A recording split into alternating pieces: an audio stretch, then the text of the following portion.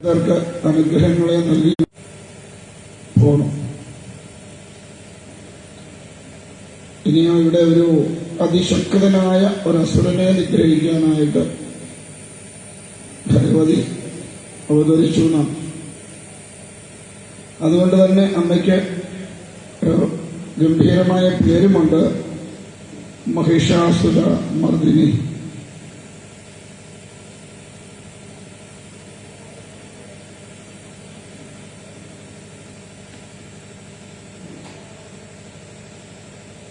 ഇവിടെ ജനമേജയ മഹാരാജാവ് വ്യാസർഷിയോട് പറയുകയാണ്, ഇങ്ങനെ എത്രയങ്ങോട്ട് കേട്ടിട്ടും മതിയാവണില്ല അമ്മയുടെ ആ തിരുനാമങ്ങൾ, അല്ലെങ്കിൽ അമ്മയുടെ കഥകൾ അങ്ങനെ കേട്ടിട്ടും മതിയാവണില്ല. എത്ര കേട്ടാലും തൃപ്തി വരില്ല എന്നാ പറയാം. ആർക്ക്? ഭക്തർക്ക്. ഒരേ കഥ തന്നെയാണ് കേൾക്കണമെങ്കിലും ഭക്തനെ സംബന്ധിച്ച് ഒട്ടും തൃപ്തി വരില്ല, എത്ര കേട്ടാലും മതിയാവില്ല. അതിലെന്ത് വേണം? ഇത് കേൾക്കാനുള്ള ഒരു രസം വേണം. രസം എന്ന് പറഞ്ഞാൽ ഒരു താല്പര്യമാണ്.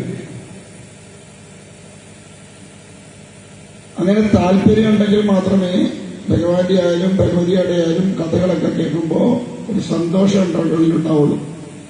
കേട്ടില്ലെങ്കിൽ ഒരു വിഷമം ഉണ്ടാവും. അങ്ങനെ ഒരിടത്താണ് എനിക്കൊരു അനുഭവം ഉണ്ടായത്.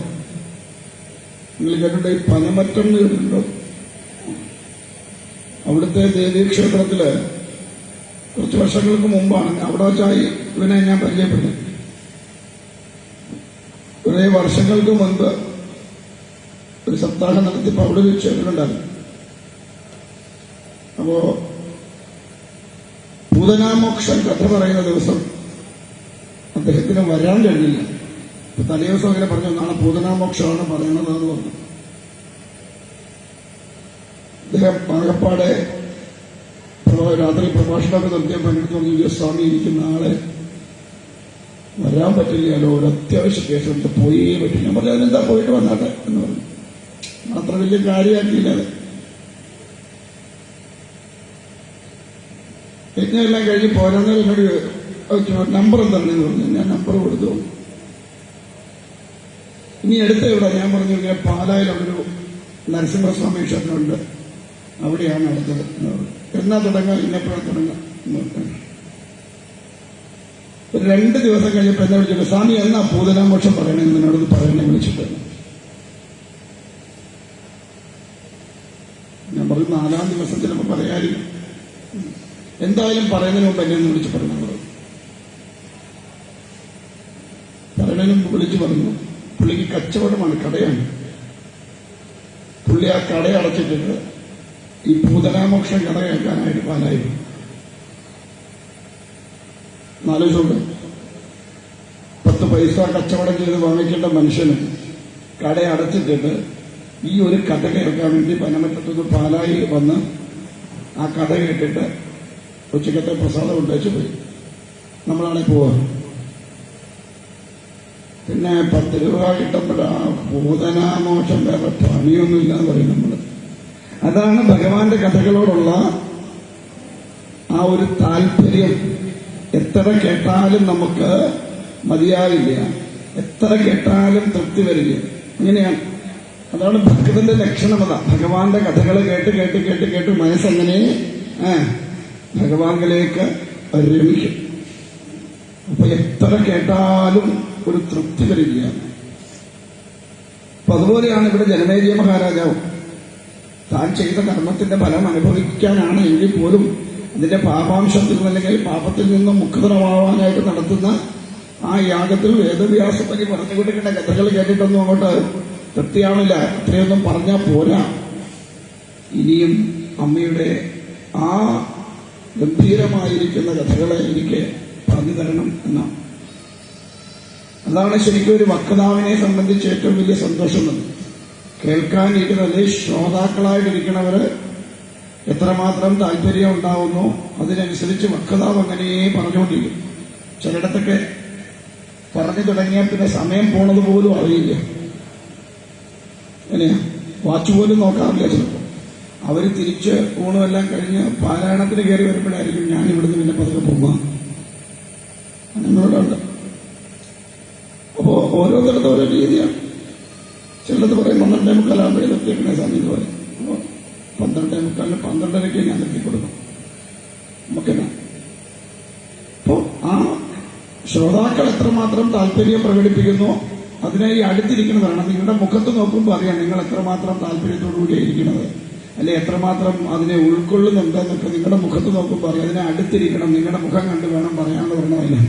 വാച്ച് പ്രത്യേകിച്ച് നോക്കേണ്ട ആവശ്യം വരില്ലേ, നിങ്ങളുടെ മുഖത്തോടെ നോക്കിയാൽ മതിയാണ്. അപ്പോ എന്തായാലും ഇവിടെ മഹിഷാസുരൻ എന്ന് പറയുന്ന ഒരു അസുരനെ നിഗ്രഹിക്കാനായിട്ട് അമ്മ അവതരിച്ചു. ആ മഹിഷാസുരനെ നിഗ്രഹിച്ചതുകൊണ്ടാണ് അമ്മയ്ക്ക് മഹിഷാസുരമർദ്ദിനി എന്ന പേര് വന്നത്. അപ്പൊ പറയാണ് ഈ മഹിഷാസുരൻ ആരാണ് എന്ന് ചോദിക്കാം. പറയുന്നു രംഭനും കരംഭനും രണ്ട് അസുരന്മാരുണ്ട്. ഈ അസുരന്മാരെല്ലാം ഭംഗിയായിട്ട് തപസ് ചെയ്യും. ഏത് അസുരം പിറന്നാലും അവൻ തപസ് ചെയ്യാതെ മാറുന്ന വിഷയമില്ല. അത് കൂടുതലും തപസ് ചെയ്യുന്നത് ബ്രഹ്മാവിനെയാണ്. കാരണം സൃഷ്ടികർത്താവായതുകൊണ്ടും രജോ ഗുണപ്രധാനി ആയതുകൊണ്ടും ബ്രഹ്മാവിനെയാണ് കൂടുതലും തപം ചെയ്യുക.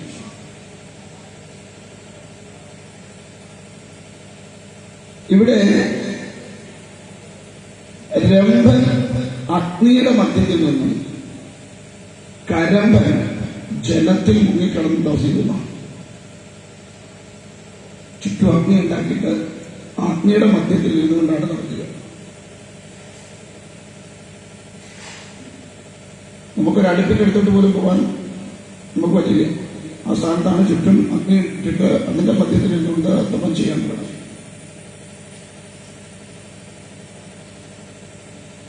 അങ്ങനെ തപം ചെയ്ത് ഈ കരമ്പൻ എന്ത് ചെയ്തു, വെള്ളത്തിൽ മുങ്ങിക്കിടന്നുകൊണ്ട് ദേവേന്ദ്രൻ മുതലയായിട്ട് എടുത്ത് ഈ കരമ്പനെ അങ്ങ് കൊന്നു. പിന്നെ രംഭം മാത്രമേ ഉള്ളൂ. രംഭൻ അങ്ങനെ അഗ്നിമധ്യത്തിൽ നിന്ന് തപം ചെയ്തിട്ടൊന്നും വേണ്ടതായ ഒരു ഫലപ്രാപ്തി ഉണ്ടാവുന്നില്ല എന്ന് കണ്ടപ്പോ ഇനി താൻ തപസ് ചെയ്തിട്ട് കാര്യമില്ല, താൻ ജീവിച്ചെന്നിട്ട് കാര്യമില്ല എന്ന് വിചാരിച്ചിട്ട് വാളെടുത്ത് തന്റെ തല വെട്ടാനായിട്ട് വരും. അപ്പൊ വേഗം അഗ്നിദേവൻ പ്രത്യക്ഷപ്പെട്ട് കൈ കൊടുത്തിട്ട് ചേട്ടാ മൂട്ടാണ് നിന്റെ തല പോയാൽ പിന്നെ എന്തെങ്കിലും കൊള്ളാം, തലയിലെ പിന്നെ എന്തെങ്കിലും കൊള്ളാമോ? ആരെങ്കിലും അത്രയും വലിയൊരു വിഡ്ഢിത്തം കാണിക്കുമോ? നിനക്ക് എന്ത് വരമാകണ്ടേ ചോദിച്ചു. പറഞ്ഞു, എനിക്ക് ഏറ്റവും ശ്രേഷ്ഠനായിട്ടുള്ള ഒരു പുത്രനുണ്ടാവണം. ദേവന്മാരെയൊക്കെ ജയിക്കാൻ കഴിയുന്ന വിധത്തിലുള്ള ഒരു പുത്രനുണ്ടാവണമെന്നാണ്. ദേവന്മാരെ മാത്രമല്ല, ലോകത്തെ ജയിക്കാൻ കഴിയുന്ന ഒരു പുത്രനുണ്ടാവണം. അഗ്നി പറഞ്ഞു, നിന്റെ ആഗ്രഹത്തിനനുസരിച്ചിട്ടുള്ളൊരു പുത്രൻ. ഈ ദേവന്മാർക്കെല്ലാം നമ്മൾ എന്ത് ചോദിച്ചാലും ഒറ്റ വാക്കേ ഉള്ളൂ, തഥാസ്തു. ദേവന്മാരെല്ലാം അങ്ങനെ പറയാം. ഏത് ദേവൻ പ്രത്യക്ഷപ്പെട്ടാലും നമ്മൾ അമ്പലത്തിൽ ചെന്നൊരു കാര്യം പറഞ്ഞാലും അവിടെ ഇരുന്നുകൊണ്ട് നമുക്ക് കേൾക്കാൻ പറ്റില്ലെന്നേ ഉള്ളൂ. അകത്തിരുന്നുകൊണ്ട് പറയും തഥാസ്തു, അങ്ങനെ തന്നെ ആയിക്കോട്ടെ. എന്ത് ചോദിച്ചാലും പലരുടെയും കാര്യം നടക്കാതെ പോണതും അതുകൊണ്ടാണ്. ഈ തഥാസ്തു എന്നുള്ളൊരു വാക്കുണ്ട്. അതെന്താ, നമ്മൾ ചോദിക്കുന്നത് മിക്കവാറും എല്ലാം തലതിരിച്ചായിരിക്കും. ഇപ്പൊ മകളുടെ കല്യാണം ഒന്നും നടക്കണില്ല എന്ന് വിചാരിക്കുകയാണ്. നമ്മളെന്താ എങ്ങനെ ചെന്ന് പ്രാർത്ഥിക്കുകയാണ്, എന്റെ അമ്മ, എന്റെ മോടെ കല്യാണം നടക്കുന്നില്ലല്ലോ. അമ്മ എവിടെ നിന്നിട്ട് പറയും തഥാസ്തു, അങ്ങനെ തന്നെ ആയിക്കോട്ടെ. പിന്നെ കല്യാണം നടക്കുമോ? നമ്മളെന്താ പറഞ്ഞ കല്യാണം നടക്കുന്നില്ലല്ലോ എന്നാ. അമ്മ പറയാം അങ്ങനെ തന്നെ ആയിക്കോട്ടെ എന്ന്. അതുകൊണ്ടാണ് ഒന്നും പോയി ചോദിക്കാതിരിക്കുക, ഒന്നും ചോദിക്കരുത്. അവിടെ ചെല്ലുക, ആ രൂപം കണ്ട ഉള്ളിലേക്ക് ആക്കുക, കണ്ണടച്ച് അവിടെ നിന്ന് അറിയാവുന്ന നാമം ജപിക്കുക. അമ്മയ്ക്ക് മക്കളുടെ കാര്യങ്ങൾ അറിഞ്ഞുകൂടെ? നമ്മൾ പ്രത്യേകിച്ച് പറയണം. എന്നാലും സ്വാമി ഒന്ന് പറഞ്ഞില്ലേ മറന്നു പോയാലോ? അങ്ങനെയൊന്നും മറക്കില്ല. എത്ര പറഞ്ഞാലും സമയമാകുമ്പോഴേ നമുക്കത് കിട്ടും. ഇനി അല്ല ചോദിക്കുന്നെങ്കിൽ പണ്ടൊരു അമ്മ ചോദിച്ച പോലെ ചോദിക്കണം. ഇങ്ങനെ ചോദിച്ചെന്ന് കഴിയുമോ? അമ്മ മഹാദേവന്റെ ഭയങ്കര ഭക്തിയാണ്. നമ്മൾ തമ്മിൽ പരസ്പരം കാണുന്ന പോലെ കാണാം അമ്മയ്ക്ക് മഹാദേവനെ. കുട്ടിക്കാലം മുതലേ ഈ അമ്മ അവിടുത്തെ മഹാദേവനെ കണ്ടു തൊഴും. ചെല്ലുമ്പോ ഭഗവതിക്കൊരു മാല ഉണ്ടാവും, ഭഗവാനൊരു കൂവളത്തുമാല ഉണ്ടാവും, ഗണപതിക്കൊരു കറുകമാല ഉണ്ടാവും. ഒക്കെയായിട്ടാ പോവാം. അപ്പൊ കാലങ്ങൾ ഇങ്ങനെ കിടന്ന് ഈ കുട്ടിക്കാലം മുതലേ വന്ന് ഈ മഹാദേവന്റെ അരികിൽ ഇങ്ങനെ പ്രാർത്ഥിച്ച് പ്രാർത്ഥിച്ച് പ്രാർത്ഥിച്ച് അവസാനം മഹാദേവനെയും പാർവതിദേവിയൊക്കെ നേരിട്ട് കാണാവുന്ന അവസ്ഥ വരെയായി. അപ്പൊ പ്രായമേറി വരണമുണ്ട്. ഒരു ദിവസം പാർവതീദേവി പറഞ്ഞു, ശിവചേട്ടാ, ഈ അമ്മ കുറെ കാലമായില്ലേ നമ്മളെ കാണാൻ നേരിട്ടു പഴവും മാലയൊക്കെ ആയിട്ട് എന്തെങ്കിലും ഒരു അനുഗ്രഹം കൊടുത്തുകൂടെ? പറഞ്ഞു, ദേവി അതിനുള്ള സമയമായില്ല, ചുടക്കരുത്. ചോദിച്ചു, ഇനി എന്നാ കുഴിയിലോട്ട് എല്ലാം പോകാറായി വരുന്നു, അന്നേരമാണ് ഇനി ആരം കൊടുക്കാൻ പോകുന്നത്. പറഞ്ഞു വരട്ടെ എന്ന് പറഞ്ഞു. കുറച്ച് നാളുകൾ അങ്ങനെ കടന്നുപോയി. വീണ്ടും ഈ അമ്മയുടെ കാര്യമൊക്കെ പാർവതിയിലേക്ക് ഒരു സങ്കടം. പിന്നെ ചെന്ന് പുറത്ത് മാന്തിയിട്ട് ഒരു ശരിയേട്ട അമ്മയുടെ കാര്യം എന്ന് പറഞ്ഞു. ആ ശരി, എന്നാ ഇന്ന് വരട്ടെ, നമുക്ക് റെഡിയാക്കിയേക്കാം.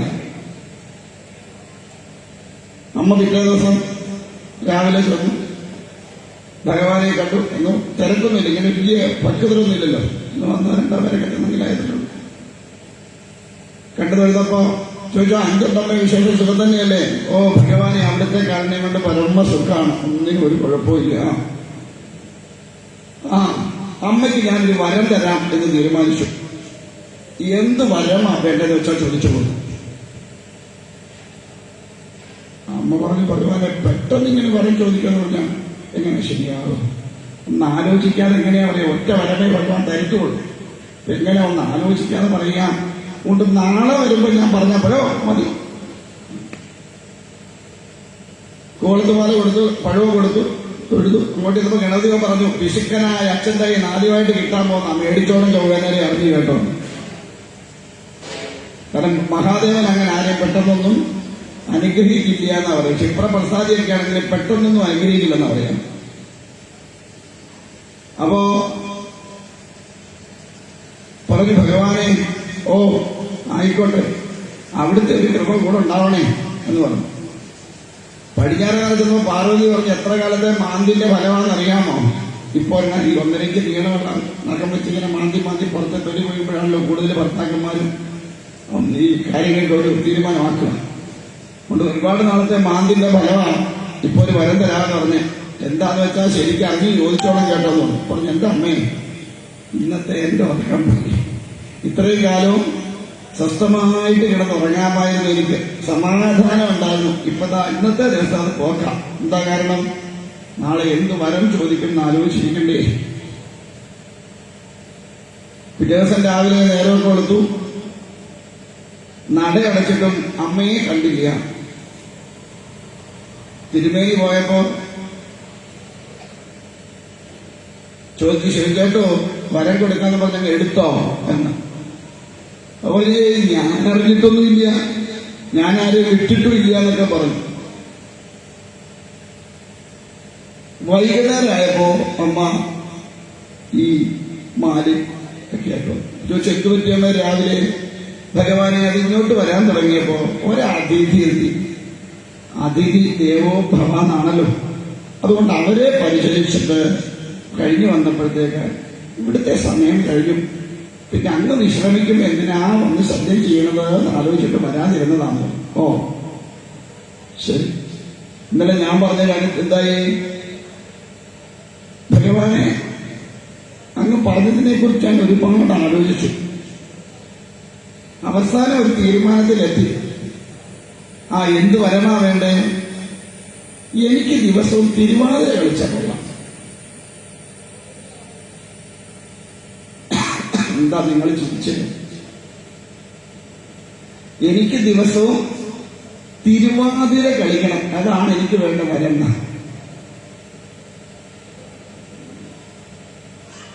ഈ വരം മേടിക്കല് വിഡിത്തമാണോ അതോ ബുദ്ധിയുള്ളതാണോ? നിങ്ങളാണ് എന്തോ ചോദിച്ചത്? ഒറ്റ വരമേ തരും. എന്തോ ചോദിക്കുന്നു?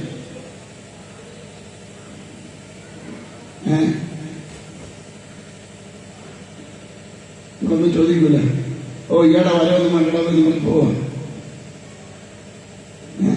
നിങ്ങളൊന്നും വരം പറഞ്ഞ ഇവിടുത്തെ ഇപ്പൊ മഹാദേവൻ ചോദിക്കുക, മാളെ വത്സലെ നിനക്ക് എന്ത് വരവാടി വേണ്ടെന്ന് ചോദിച്ചാൽ എന്താ പറയും? പറയത്തില്ല, ലിസ്റ്റങ്ങ് കൊടുക്കും അല്ലേ? എന്താ ഈ അമ്മ ചോദിച്ചു വരത്തിന്റെ പൊരുള്? നിത്യം തിരുവാതിര കളിക്കണമെന്ന് എന്ത് വേണം തിരുവാതിര കളിക്കാൻ? ആരോഗ്യം വേണം. തിരുവാതിര കളിക്കാൻ യോഗ്യരാരാണ്?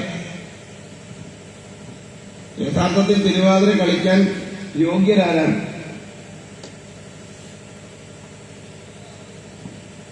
ഇവിടുത്തെ ആൾക്കാരില്ല ആരാ തിരുവാതിര കളിക്കുന്നത്? ഇവിടെ എല്ലാവരും കളിക്കുമോ?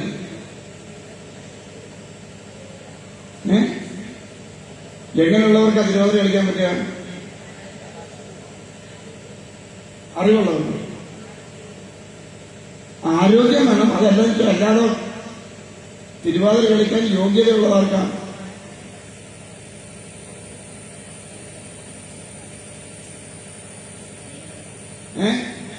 സ്ത്രീകൾക്ക് അതിലിപ്പോ പുരുഷന്മാരെ തിരുവാതിര കളിക്കുന്നുണ്ട്.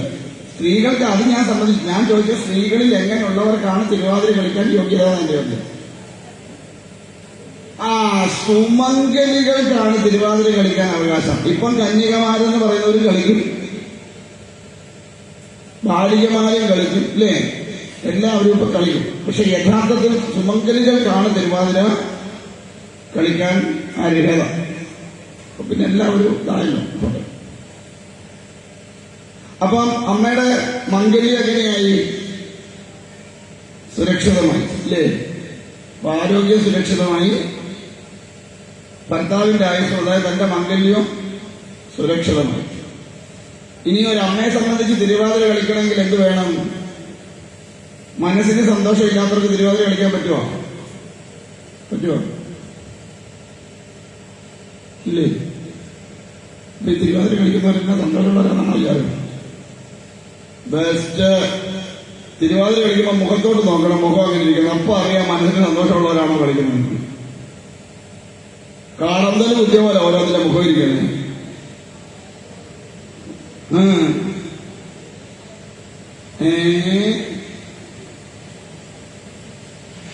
അപ്പൊ മനസ്സിന് സന്തോഷമുണ്ടെങ്കിൽ മുഖത്ത് ആ സന്തോഷം പ്രകടമാകത്തുള്ളൂ.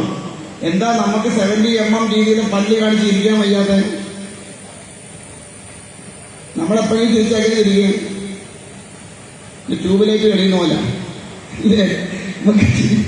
നമുക്ക് മനസ്സിലും തിരിക്കാൻ പറ്റുന്നുണ്ടോ? ഇല്ല. അതുപോലെ നമ്മുടെ ഉള്ളിലുള്ള കടലിങ്ങനെ മറിഞ്ഞ് മറിഞ്ഞ് മറിഞ്ഞ് മറിഞ്ഞ് കിടക്കുക. ആ തിരമാലയ്ക്കുള്ളിൽപ്പെട്ട് നമ്മളിങ്ങനെ വെള്ളം കുടിച്ചും മുങ്ങി പൊങ്ങി ഒക്കെ പോവാന്നുള്ളതേ ഉള്ളൂ. ഇല്ലേ? ശരിയല്ലേ ഞാൻ പറഞ്ഞേ? ആണോ അല്ലയോ? അല്ലേ? അതെല്ലാവരും സന്തോഷവാന്മാരാണോ? അല്ല. മുഖത്ത് നോക്കുമ്പോഴേ അറിയാം ഭയങ്കര സന്തോഷമാണ്. അപ്പോ എല്ലാം കൊണ്ടും ഈ അമ്മ ചോദിച്ച ഒരു വരം എല്ലാ തരത്തിലുമുള്ള സൗഭാഗ്യങ്ങളെ നൽകുന്ന വിധത്തിലായിട്ട്. അപ്പൊ മക്കളുടെ കാര്യങ്ങളിൽ എന്തായി? ഒരു തീരുമാനമായി ഇല്ലേ? അപ്പൊ തന്റെ ഭൗതികമായ ജീവിതത്തിൽ നേടേണ്ടതെല്ലാം ഈ ഒരൊറ്റ വരം കൊണ്ട് നേടിയെന്നാണ്. അപ്പൊ ചോദിക്കുന്നെങ്കിൽ അങ്ങനെ ചോദിക്കണം. അല്ല ദിവസവും രാവിലെ അമ്മച്ചി ഇന്നത്തെ ലോട്ടറിയുടെ 5000 എനിക്ക് തരണേ ഇല്ലേ? 4 ലോട്ടറി എടുത്തിട്ട് വീട്ടിൽ പിടിച്ചിട്ട് പറയും പകുതി നിനക്ക് തരാം. 20,000 അടിക്കുമ്പോൾ പറയും അപ്പൊ പകുതി എടുത്തേച്ചാ എനിക്ക് ഇങ്ങോട്ട് തന്നെയല്ലേ എന്ന് ചോദിക്കും. ഇല്ലേ? കാരണം 40,000 കിട്ടിയതാ, എന്നിട്ട് 20,000 എനിക്ക് അതുള്ളൂ, 20,000 ആരെടുത്തു? 'എന്ന് അമ്മ എടുത്തു. 'നമ്മളങ്ങനെയാ. അപ്പോ 40,000 കിട്ടിയതാ, എന്നിട്ട് 20,000 ആരെടുത്തു? 'അമ്മ എടുത്തു. 'നമ്മളങ്ങനെയാ. അപ്പോ 40,000 കിട്ടിയതാ, എന്നിട്ട് 20,000 ആരെടുത്തു? 'അമ്മ എടുത്തു. 'നമ്മളങ്ങനെയാ. അപ്പോ 40,000 കിട്ടിയതാ, എന്നിട്ട് 20,000 ആരെടുത്തു? 'അമ്മ എടുത്തു. വരം വാങ്ങുക എന്ന് പറയുമ്പോ എല്ലാം കൊണ്ടും എല്ലാം ഒരൊറ്റ ഇതിൽ തന്നെ ഒതുങ്ങി നിൽക്കുന്ന വിധത്തിൽ വേണം. നമുക്കങ്ങനെയുള്ള സൗഭാഗ്യമൊന്നുമില്ല. എന്തായാലും ഇവിടെ അതുകൊണ്ട് ലോകത്തെ വെല്ലാൻ കഴിയുന്ന ഒരു പുത്രൻ തനിക്കുണ്ടാവണം എന്ന് പ്രാർത്ഥിച്ചു. അഗ്നീവൻ അനുഗ്രഹിച്ചു.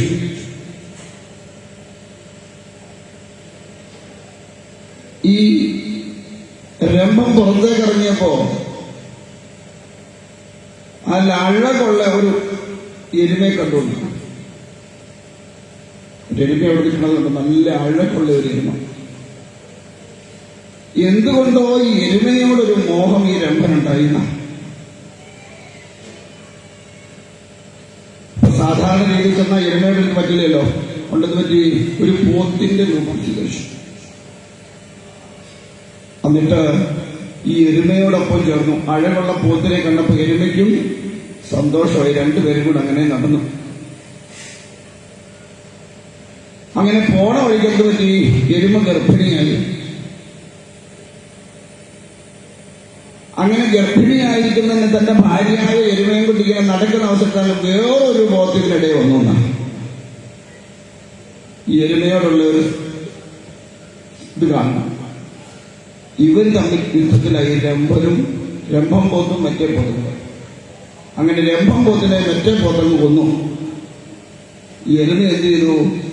പ്രാണരക്ഷാർത്ഥം ഓടി യക്ഷന്മാരെ അരിച്ചു.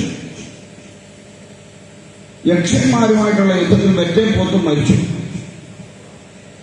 അങ്ങനെ രംഭം പോത്തിന്റെ ശവം അഗ്നിക്കിരയാക്കാൻ തുടങ്ങിയപ്പോ എരുമ എന്ത് ചെയ്തു? ആ അഗ്നിയിലേക്ക് എടുത്തങ്ങ് ചാടി ആ അഗ്നിക്കിരയാക്കി തന്റെ ദേഹം. പക്ഷേ അഗ്നിദേവന്റെ അനുഗ്രഹം ഉണ്ടായിരുന്നുകൊണ്ട് ഉള്ളിൽ കിടന്ന കുട്ടിക്കൊന്നും സംഭവിച്ചില്ല. ആ കുട്ടിയാണ് ആരായിട്ട് മാറിയത്? മഹിഷനായിട്ട് മാറിയത്. ഈ മഹിഷൻ വളർന്നു. ജനിക്കുമ്പോൾ തന്നെ ഈ അസുരന്മാരെല്ലാം ഭീമാകാരന്മാരാവും. ഇങ്ങനെ മഹിഷനും തപം ചെയ്യാൻ പോയിരുന്നു. ആര്യാ തപം ചെയ്ത്? ബ്രഹ്മദേവനെ. കഠിനമായ തപമാണ്. ഇങ്ങനെ തപം ചെയ്ത് കാലങ്ങളായപ്പോ ഈ മഹിഷൻ ഒരു തരത്തിൽ ഈ തപസ്സിൽ നിന്ന് പിന്മാറില്ലാൻ തിരിച്ചറിഞ്ഞപ്പോ ബ്രഹ്മദേവൻ വന്നു.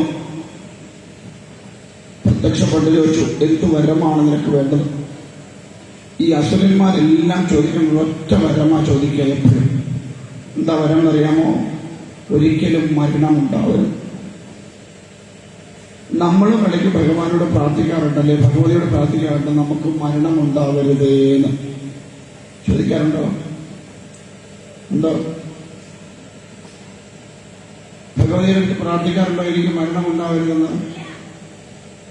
എന്നാ ഉണ്ട്. നമ്മൾ ഇച്ചിരുടെ ബുദ്ധി കൂടുതലുണ്ട്, ഒന്നുകൂടെ വളഞ്ഞു പിടിക്കും. ഇങ്ങനെയാ, എന്റെ അമ്മേ ആയുസ്സും ആരോഗ്യവും തരണേ പറയാറുണ്ടോ? പറഞ്ഞിട്ടുണ്ടോ?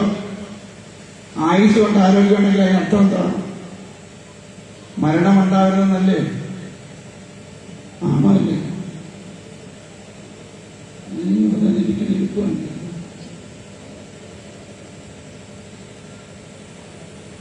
എന്റെ മൂടൂടെ നിങ്ങളെന്ന് കളയും. പിന്നെ ആ സന്തോഷത്തിലായിരിക്കും നോക്കി.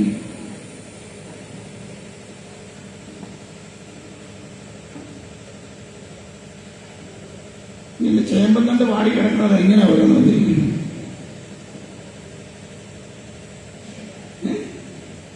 കസാരയായിട്ട് ഇവിടെ നൂർന്നിരിക്കാൻ പറ്റുന്നില്ല. ഒന്നിനും എന്താണോ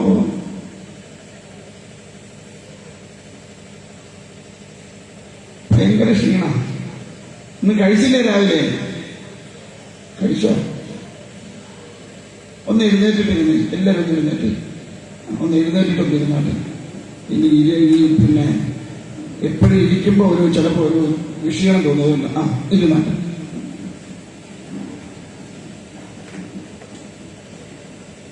ഇരിക്കുമ്പോൾ ഒരു ഉഷാറൊക്കെ വേണ്ടേ? നമുക്കിതൊക്കെ കേൾക്കാൻ ഒരു ഉഷാറുള്ളതായിട്ട് പറയുന്ന എനിക്കൊന്നും നിങ്ങളുടെ മുഖത്ത് തോന്നുമ്പോൾ അവർക്കത് കേൾക്കാൻ ഒരു താല്പര്യം ഉണ്ടാവണം തോന്നണ്ടേ? അല്ലെ പിന്നെ ഞാൻ എങ്ങനെയാ പറയാ? ഞാൻ ഒരു ഒഴുക്കം മട്ടിലൊക്കെ പറഞ്ഞു പോകും. പറയണ എനിക്കും കിട്ടേണ്ട ഒരു തൃപ്തി. ഒരു കാര്യം ചെയ്താൽ ചെയ്യുന്നവന് ഒരു തൃപ്തി ഉണ്ടാവണം മനസ്സിൽ. അപ്പോഴേ അതിനൊരു സുഖമുള്ളൂ. അല്ലേ എങ്ങനെയൊക്കെ പറഞ്ഞു വെച്ചാൽ പോവാം എന്നും പറഞ്ഞ് പറയാൻ തുടങ്ങിക്കഴിഞ്ഞാൽ അതൊരു സുഖമില്ല. അതുകൊണ്ടാണ് എനിക്കതിനൊരു 10 രൂപ മേടിക്കുമ്പോൾ ഒരു 2 രൂപയുടെ പണിയെങ്കിലും ചെയ്തിട്ട് വേണ്ടേ 10 രൂപ മേടിക്കുക. 8 രൂപ ഫ്രീ ആയിട്ട് കിട്ടുക. എന്നാലും 2 രൂപയുടെയെങ്കിലും പണി ചെയ്യണ്ടേ? ആ 2 രൂപയുടെ പണിയുമ്പോൾ അത് ആത്മാർത്ഥമായിട്ടിരിക്കണ്ടേ?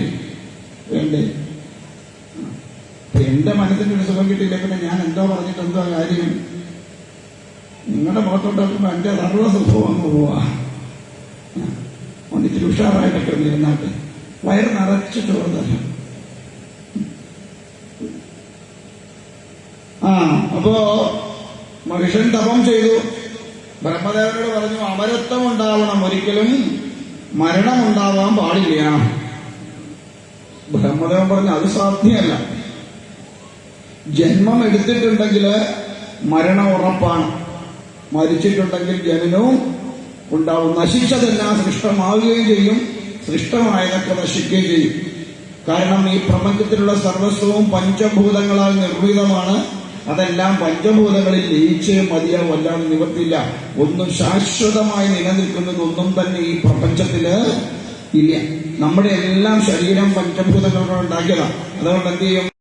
അവസാനം ഇത് പഞ്ചഭൂതത്തിൽ തന്നെ ലയിപ്പിക്കുകയും ചെയ്യും. ഇല്ലേ? ആണോ? മരിച്ചു കഴിയുമ്പോൾ എന്ത് ചെയ്യും? ആദ്യം ഫ്രിഡ്ജിനകത്ത് വെക്കും. അല്ലേ? സാധാരണ പണ്ട് കാലത്ത് ഫ്രിഡ്ജില്ലാത്ത കാലത്ത് എന്താന്ന് ചെയ്യാം? മരിച്ചു കഴിയുമ്പോൾ എടുത്ത് എന്ത് ചെയ്യും? കട്ടിലൊക്കെ ആണെങ്കിൽ എടുത്ത് നിലത്ത് കിടത്തും. അല്ലേ? അപ്പൊ എന്തുമായിട്ടുള്ള ബന്ധമായി? ഭൂമിയായിട്ടുള്ള ബന്ധം. പിന്നെ കൊണ്ടുപോയിട്ടോ കുളിപ്പിച്ച് തോർത്തി. അല്ലേ? അല്ലേ? അങ്ങനെയൊക്കെയല്ലേ? ഇപ്പൊ പിന്നെ ഒന്നും ചെയ്യണ്ട. അവരെല്ലാം തുടച്ചു തരുന്നതുകൊണ്ട് നമ്മളിപ്പോ ഒന്നും ചെയ്യണ്ട. എന്തായാലും വാരി വായിലോട്ട് ഇട്ടുകൊടുത്താൽ മാത്രം മതി. അല്ലേ? നമുക്ക് പണിയൊന്നുമില്ല. പണ്ട് കാലത്ത് കുളിപ്പിക്കും. അപ്പൊ വെള്ളവുമായിട്ടുള്ള ബന്ധമായി. അത് കഴിയുമ്പോഴോ എവിടെ കൊണ്ടുവെക്കും? അഗ്നിയിൽ കൊണ്ടുവെക്കും. ഇല്ലേ? ആരോടാ? അല്ലേ? അഗ്നിയിൽ കൊണ്ടുവെക്കുമ്പോ എന്തിനോടുള്ള ബന്ധമായി? അഗ്നിയോടുള്ള ബന്ധമായി. അത് കത്തി അമർന്നു കഴിയുമ്പോ വായുവിൽ കൂടി എവിടേക്ക് ചെല്ലും? ആകാശത്തിലേക്ക് ചെല്ലും. അങ്ങനെ 5 ഭൂതങ്ങളുമായിട്ട് ബന്ധപ്പെടുത്തുമായിരുന്നു. പിന്നെ നിലത്തൊന്നും കിടത്തില്ല, ഫ്രിഡ്ജിനകത്ത് കിടത്തി അവിടുന്ന് മുക്കിയെടുത്ത് നേരെ ഇങ്ങോട്ട് കൊണ്ട് വെക്കുക കൂടുതൽ. കാരണം നേരെ ഇല്ലാത്തതുകൊണ്ട്. ഇപ്പൊ സ്ഥലമില്ലാത്തതുകൊണ്ട് പിന്നെ കറണ്ട് വഴിയോ ഗ്യാസ് വഴിയോ ഒക്കെ കയറ്റി കഴിഞ്ഞ് 2 മിനിറ്റ് കൊണ്ട് എല്ലാ പരിപാടിയും കഴിഞ്ഞ് ബാക്കി ചാരോ വാരി കയ്യിൽ തരും. അതുകൊണ്ട് എവിടെയെങ്കിലും റോഡിൽ കലക്കി കഴിയുമ്പോൾ നമ്മൾ സ്വതന്ത്രരായി. അച്ഛൻ ചത്തന്റെ ചെലവും കഴിയുമ്പോൾ സൂപ്പർ. കാരണം ലീവില്ല. ആകെപ്പാടെ 4 ദിവസത്തെ ലീവുള്ളൂ. അതിലിങ്ങോട്ട് ഓടി വന്നതാ.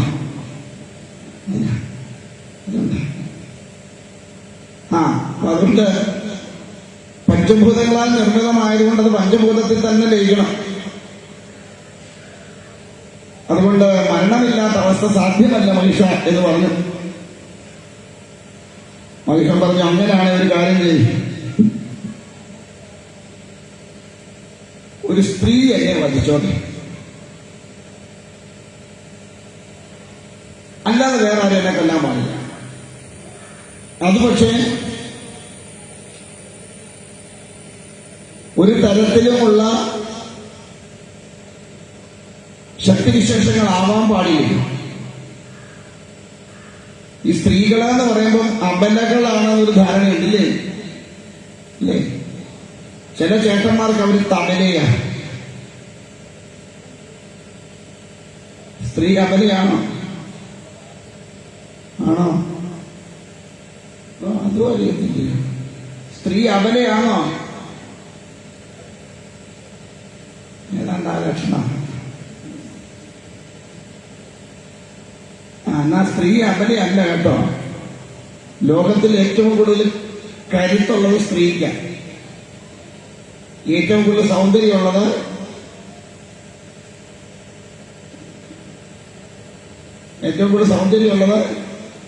ആർക്കാ?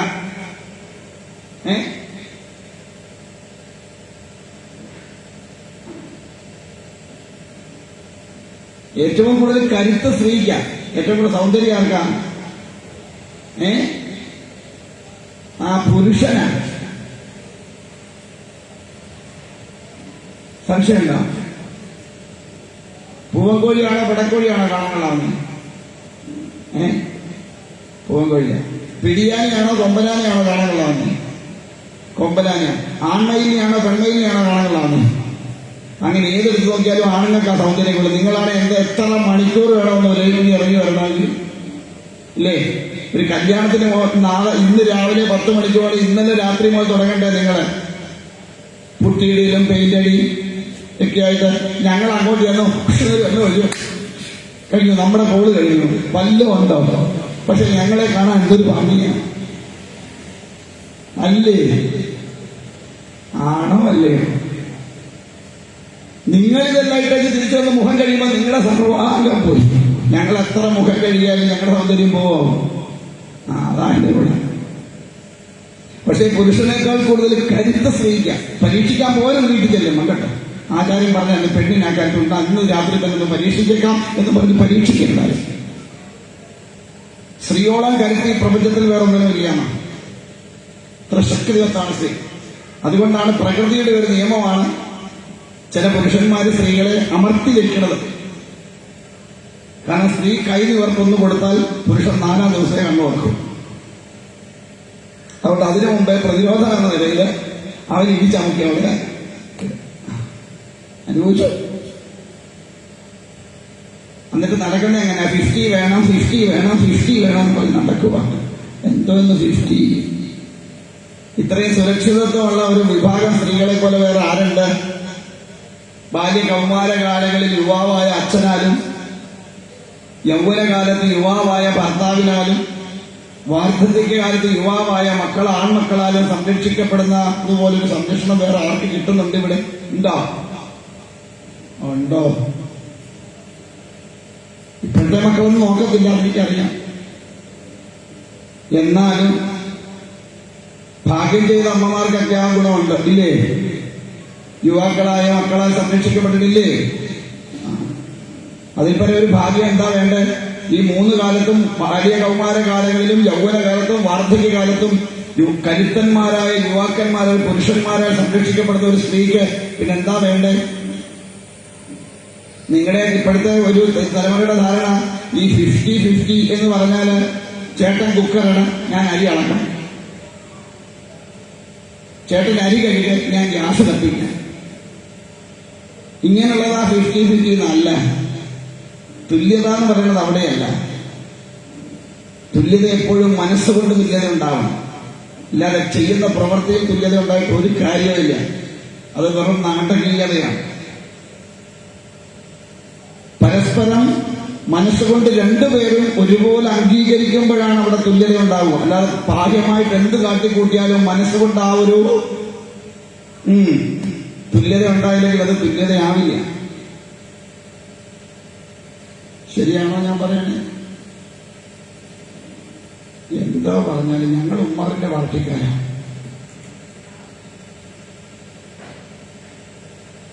ഒരക്ഷരവും ഞങ്ങൾ പറഞ്ഞിട്ട് നീ കേൾക്കൊന്നും വിചാരിക്കേ വേണ്ടടാവുക. എന്തേലും ആട്ടെ. അപ്പൊ എന്തായാലും അങ്ങനെ മനുഷ്യൻ പറഞ്ഞൊരു സ്ത്രീയാൽ ഞാൻ വധിക്കപ്പെട്ടോട്ടെ എന്നായി. ബ്രഹ്മദേവൻ അനുഗ്രഹിച്ചു. ശരി, അങ്ങനെ തന്നെ ആയിക്കോട്ടെ എന്ന്. എന്തായാലും മനുഷ്യൻ ഈ വരം കിട്ടിക്കഴിഞ്ഞപ്പോ മനുഷ്യന്റെ സ്വഭാവം മാറി. അസുരന്മാരങ്ങനെ എന്തെങ്കിലുമൊക്കെ ഒരു കയ്യിൽ എന്തെങ്കിലുമൊക്കെ ഒന്ന് കിട്ടിക്കഴിഞ്ഞാൽ പിന്നെ അവരുടെ സ്വഭാവം അങ്ങ് മാറും. പിന്നെന്ത് ചെയ്യും? തന്നേക്കാൾ താഴെയുള്ളവരെ എല്ലാം അടിച്ചമർത്തി താനാണ് സർവസ്വം എന്ന ബോധത്തിൽ അലങ്കരിച്ചങ്ങനെ ഇരിക്കും. അങ്ങനെയുള്ളവർക്കൊക്കെ പറ്റുന്ന കുഴപ്പം സ്ത്രീയാൽ സർവനാശം ഉണ്ടാവും. പലരുടെയും അനുഭവം നമുക്ക് എടുത്താൽ കാണാം. പലരും ഇല്ല, ഇതുപോലെ അഹങ്കരിച്ച് ജീവിച്ച പലരുടെയും ജീവിതം എവിടെ തീർന്ന് ഒരു സ്ത്രീയാലാണ് പലരും ഇല്ലാതെയായിട്ടുള്ളത്. അല്ലേ? ആണ്. അതുകൊണ്ട് ആ ഒരു പുരുഷന്റെ ജീവിതത്തില് തകർക്കാനും ഒരു പെണ്ണ് മതി, ഉയർത്താനും ഒരു പെണ്ണ് മതി. രണ്ടിനും ആരുണ്ടാവും കൂടെ? ഒരു പെണ്ണുണ്ടാവും. എന്താകണം? അവള് ശക്തി ആയതുകൊണ്ടാണ്.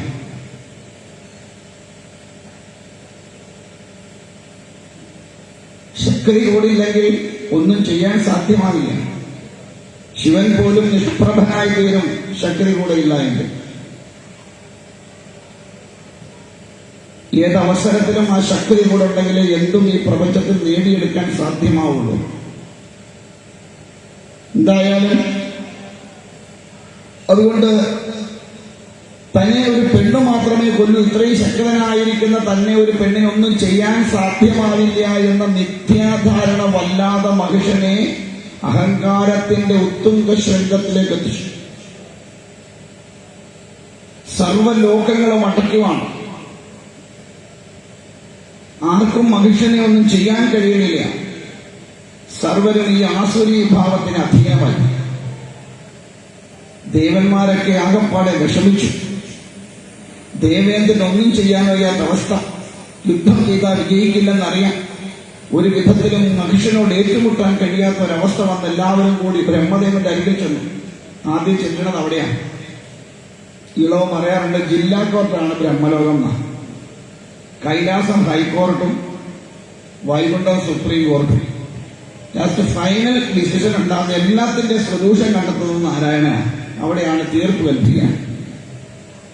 ബ്രഹ്മദേവന്റെ അരികിൽ ചെന്നപ്പോൾ ബ്രഹ്മദേവൻ പറഞ്ഞു, എനിക്ക് പ്രത്യേകിച്ചൊന്നും ചെയ്യാൻ പറ്റില്ല, കാരണം വരം കൊടുത്തത് ഞാനാ. അനുഗ്രഹിച്ചവൻ തന്നെ ഉദകക്രിയ ചെയ്യാൻ സാധ്യമാവില്ല. അതുകൊണ്ട് നമുക്ക് എങ്ങോട്ട് പോകാം? സംഹാര രുദ്രനാണല്ലോ, ആ രുദ്രന്റെ അരികിലേക്ക് പോകാമെന്ന് പറഞ്ഞു. രുദ്രന്റെ അരികിൽ ചെന്നപ്പോ രുദ്രൻ പറഞ്ഞു, ബ്രഹ്മദേവൻ വേണ്ടാത്ത കാണിച്ചു ഇപ്പൊ ഞാൻ എന്തോ ചെയ്യാനാണ്, അതുകൊണ്ട് നമുക്ക് എങ്ങോട്ട് പോകാം? വൈകുണ്ഠത്തിലേക്ക് പോകാം. അങ്ങനെ വൈകുണ്ഠത്തിൽ നിന്ന് വിഷ്ണുവിനെ വിളിച്ചുണർത്താൻ നോക്കിയാൽ പുള്ളി ചില ശാന്തതയുള്ള ആളെ. പുള്ളി കിടന്ന് ഉറങ്ങും.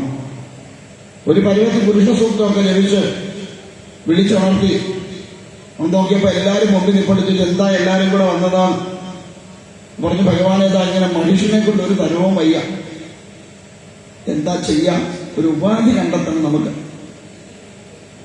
അങ്ങനെ എല്ലാവരും കൂടെ കൂടി, ദേവന്മാരും ഇന്ദ്രനും ഇന്ദ്രാണിയും എല്ലാം ഉണ്ട്, മറ്റു ദേവന്മാരുണ്ട്, രുദ്രനോടൊപ്പം പാർവതിയുണ്ട്, വിഷ്ണുവിനോടൊപ്പം ലക്ഷ്മിയുണ്ട്, ബ്രഹ്മാവിനോടൊപ്പം സരസ്വതിയുണ്ട്. അങ്ങനെ എല്ലാവരും കൂടെ വട്ടം കൂടിയിരുന്ന് ആലോചിച്ച് എന്താ ഇവനെ ഒന്ന് ഇല്ലാതെയാക്കാനുള്ള ഉപാധിയാണ്.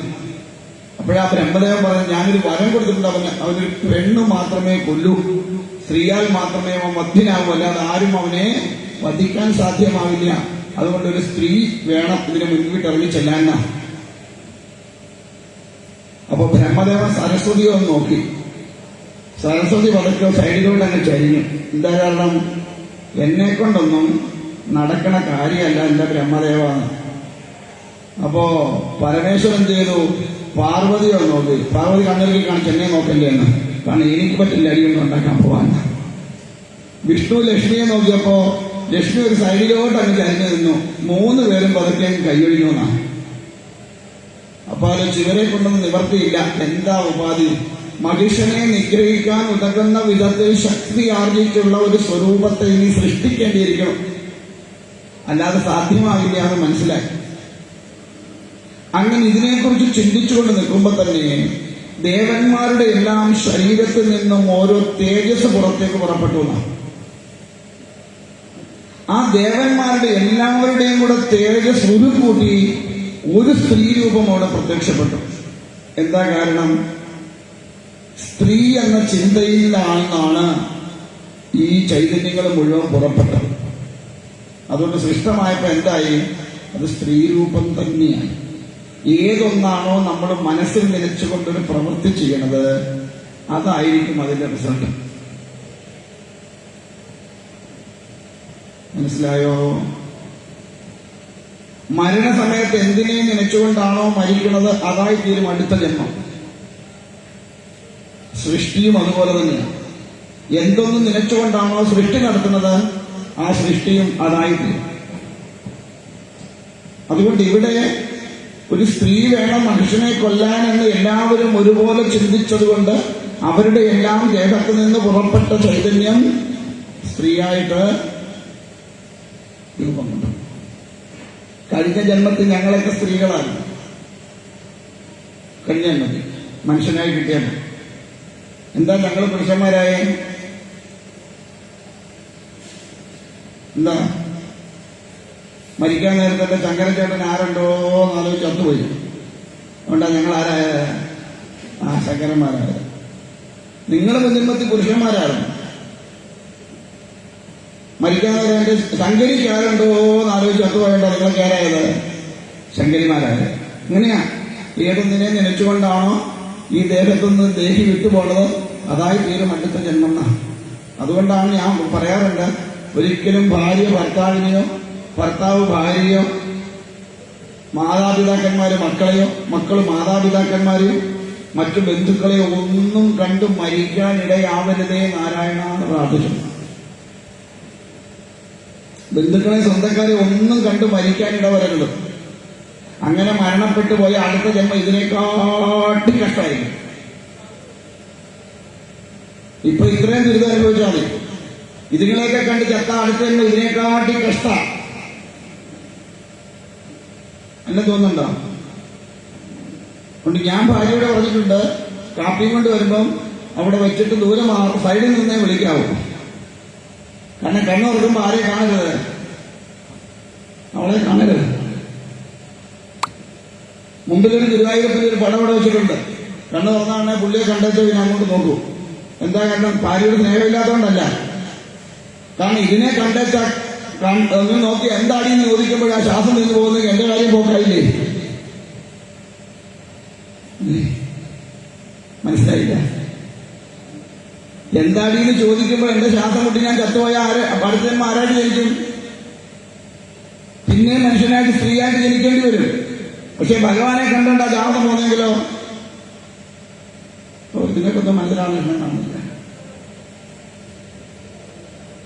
ഭഗവാന്റെ രൂപം കണ്ടിട്ട് ഭഗവാന്റെ നാമം മനസ്സിൽ ഓർത്തോണ്ട കണ്ണു തുറന്ന് ഭഗവാനെ കണ്ടു കാണുമ്പോഴായി ജീവൻ പോകുന്നെങ്കിൽ എന്തിലേക്ക് ചെല്ലും? ഭഗവാനിലേക്ക് ചെല്ലും.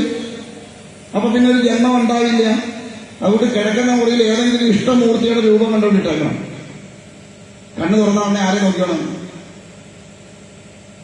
ആ രൂപം കണ്ടു തൊഴുതോണം. അയ്യോ സ്വാമി, കിടക്കുന്ന മുറിയിലോ ഭഗവാന്റെ ഫോട്ടോയോ? എന്തായിട്ടാ കുഴപ്പം? ഭഗവാനില്ലാത്തവരെ ഭഗവതി ഇല്ലാത്തവരിടം കാണിച്ചു തരാമോ? ഉണ്ടോ? അങ്ങനെ സ്ഥലമുണ്ടോ? ഈ പ്രപഞ്ചത്തിൽ ഭഗവാനും ഭഗവതി ഇല്ലാത്തവരിടം കാണിച്ചു തരാമോ? അങ്ങനെ ഒരിടമുണ്ടോ? ഇല്ല. ഈ പ്രപഞ്ചത്തിൽ മുഴുവൻ അവരാണ്. ഇനി നമ്മൾ മനസ്സിൽ ചിന്തിക്കുന്ന കാര്യങ്ങളൊക്കെ ആരറിയുന്നുണ്ട്? അറിയണില്ലേ? പിന്നെന്താണ് ഭഗവാന്റെയോ ഭഗവതിയുടെ ഒരു രൂപം കൊണ്ട് നമ്മുടെ മുറിയിലിട്ടാൽ എന്താ കുഴപ്പം? അവർക്ക് അറിയാത്തതോ അവർക്ക് കാണാൻ കഴിയാത്തതോ അവർക്ക് ഇല്ലാത്തതോ ആയ എന്തെങ്കിലും നമുക്കുണ്ടോ? പിന്നെന്താ പ്രശ്നം? ഒരിടത്തിൽ പറഞ്ഞപ്പോ എന്റെ നമ്പർ തപ്പിപ്പിടിച്ച് വാട്സപ്പിനകത്ത് ഒരാള് ഒരു മെസ്സേജ് വിട്ടു, സ്വാമി പറഞ്ഞത് ഞാൻ കേട്ടു, റൂമില് കിടക്കുന്ന മുറിയില് ദേവന്റെയോ ദേവിയുടെ ഇഷ്ടമൂർത്തിയുടെ ഏതെങ്കിലും ഒരു ഫോട്ടോ തൂക്കിയിട്ടുണ്ടെന്ന് പറയുന്നത് കേട്ടു. ഭദ്രകാളിയുടെ ഫോട്ടോ തൂക്കാമോ?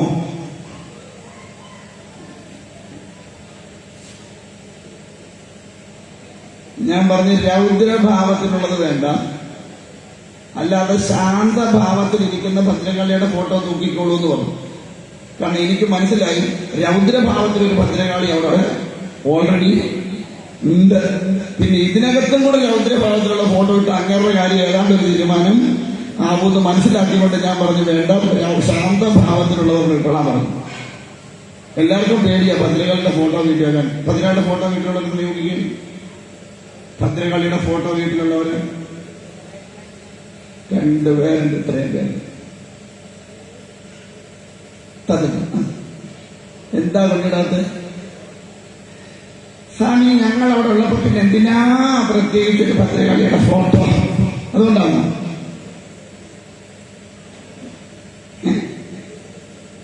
എന്തിനാ ഭദ്രകാളി ഇത്ര ഭയക്കണേ?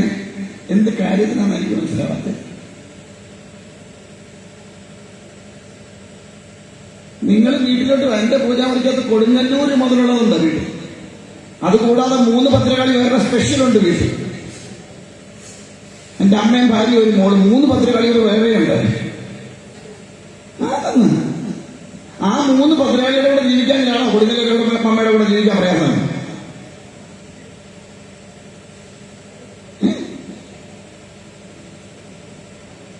എന്തിനാ ഭയം? ഭദ്രകാളി എന്തിനാ ഭയക്കണേന്ന് എനിക്ക് മനസ്സിലാവാത്തത്. ശിവനെ പേടിയാ? അയ്യോ, അങ്ങനെ തട്ടിക്കളയുന്ന വാർത്തയാണ്.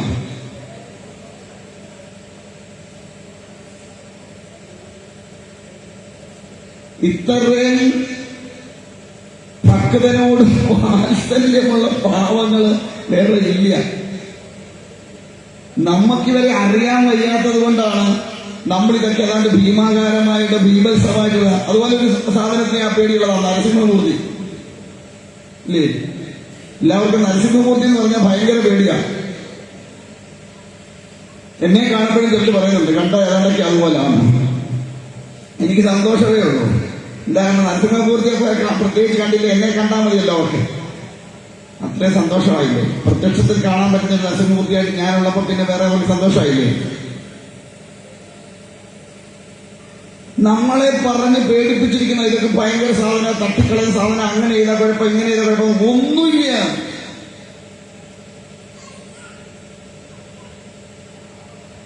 ഇത്രയും ഭക്തരോട് വാത്സല്യമുള്ള, ഇത്രയും ഭക്തരെ തന്റെ കൈവെള്ളയിൽ കൊണ്ട് നടക്കുന്ന പ്രതിരൂപങ്ങളല്ലേ, ദേവരൂപങ്ങളെ അല്ലേ, ദേവസങ്കല്പങ്ങൾ വേറെ ഇല്ല.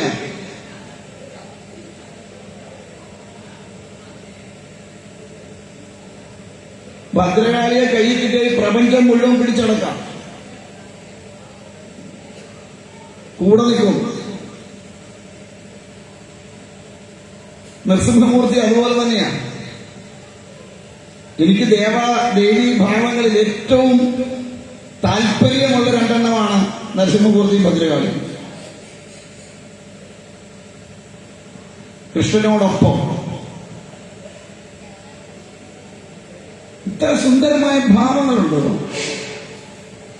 മനുഷ്യനെ ഇത്രമാത്രം ഉത്തുംഗ ശരീരത്തിലേക്ക് എത്തിക്കുന്ന ദേവീഭാവം, ദേവതാഭാവം നരസിംഹമൂർത്തിയെ പോലെയൊക്കെ വേറെ ഏതാളുടെ ഭദ്രകാളിയെ പോലെ കൊണ്ട് എന്റെ അഭിപ്രായത്തിൽ ആശ്രയിക്കണമെങ്കിൽ ഭദ്രകാളിയെ തന്നെ ആശ്രയിക്കണം. ആ കാളിഭാവം എവിടാ ഉള്ളതെന്ന് അറിഞ്ഞാൽ കഴിഞ്ഞു. മനസ്സിലാവണുണ്ടോ പറഞ്ഞേ? അതുകൊണ്ട് ഭയക്കാനുള്ളതല്ല നമ്മുടെ ദേവീദേവന്മാരെ. ഒന്നിനെയും ഭയക്കരുത്. ഒരു ദേവനെയും ഒരു ദേവിയെയും ഭയപ്പാടോടെ ചെല്ലരുത്. കഴിഞ്ഞ ദിവസം ഞാൻ പറഞ്ഞ പോലെ പ്രേമത്തോടുകൂടി അങ്ങോട്ടില്ല. ആ ഒരു പ്രേമ വായ്പോടെ ദേവനെയോ ദേവിയോ സമീപിച്ചാൽ ഇത്രമാത്രം നമ്മളോട് ചേർന്ന് നിൽക്കുന്ന സ്വരൂപങ്ങൾ വേറെയില്ല.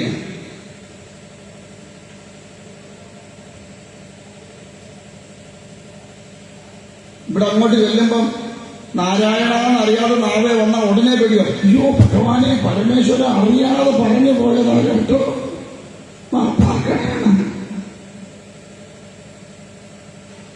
ഞാൻ എവിടെ കാലി വെച്ചാലും ആദ്യം വിളിക്കണത് നാരായണ എന്നാണ്. എന്നെ ഇന്നുവരെ ആരും ഒന്നായി കുത്തിപ്പിടിച്ചിട്ട് ചോദിച്ചില്ല നീ എന്തിനാണ് എന്റെ മുമ്പിൽ വന്ന് നാരായണ എന്ന് വിളിച്ചതെന്ന്.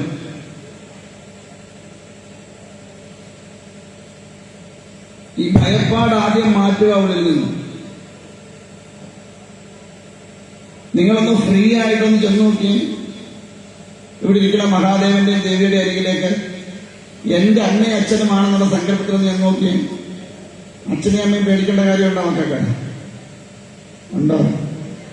ആ ഭാവത്തിൽ നിന്ന് നോക്കിയേ. മഹാദേവൻ എന്റെ അച്ഛനാണ്, മഹാദേവി എന്റെ അമ്മയാണ്. ആ ഒരു എന്റെ സ്വന്തം തന്നേക്ക് ജന്മം നൽകിയ അച്ഛന്റെയും അമ്മയുടെയും അടുത്തോട്ട് ചെല്ലുന്ന ഭാവത്തിൽ, മകള് ചെല്ലുന്ന അല്ലെ മകൻ ചെല്ലുന്ന ഭാവത്തിൽ അങ്ങോട്ട് ചെന്ന് നോക്കിയേ. സർവഭയവുമാണ്. അച്ഛന് കൊടുക്കേണ്ടതായ ബഹുമാനവും ആദരവും എങ്ങനെയാണ് ഒരു അച്ഛനോട് ഒരു മകനല്ലേ ഒരു മകൾ പെരുമാറേണ്ടത്, ആ രീതിയിലൊന്ന് പെരുമാറി നോക്കിയാൽ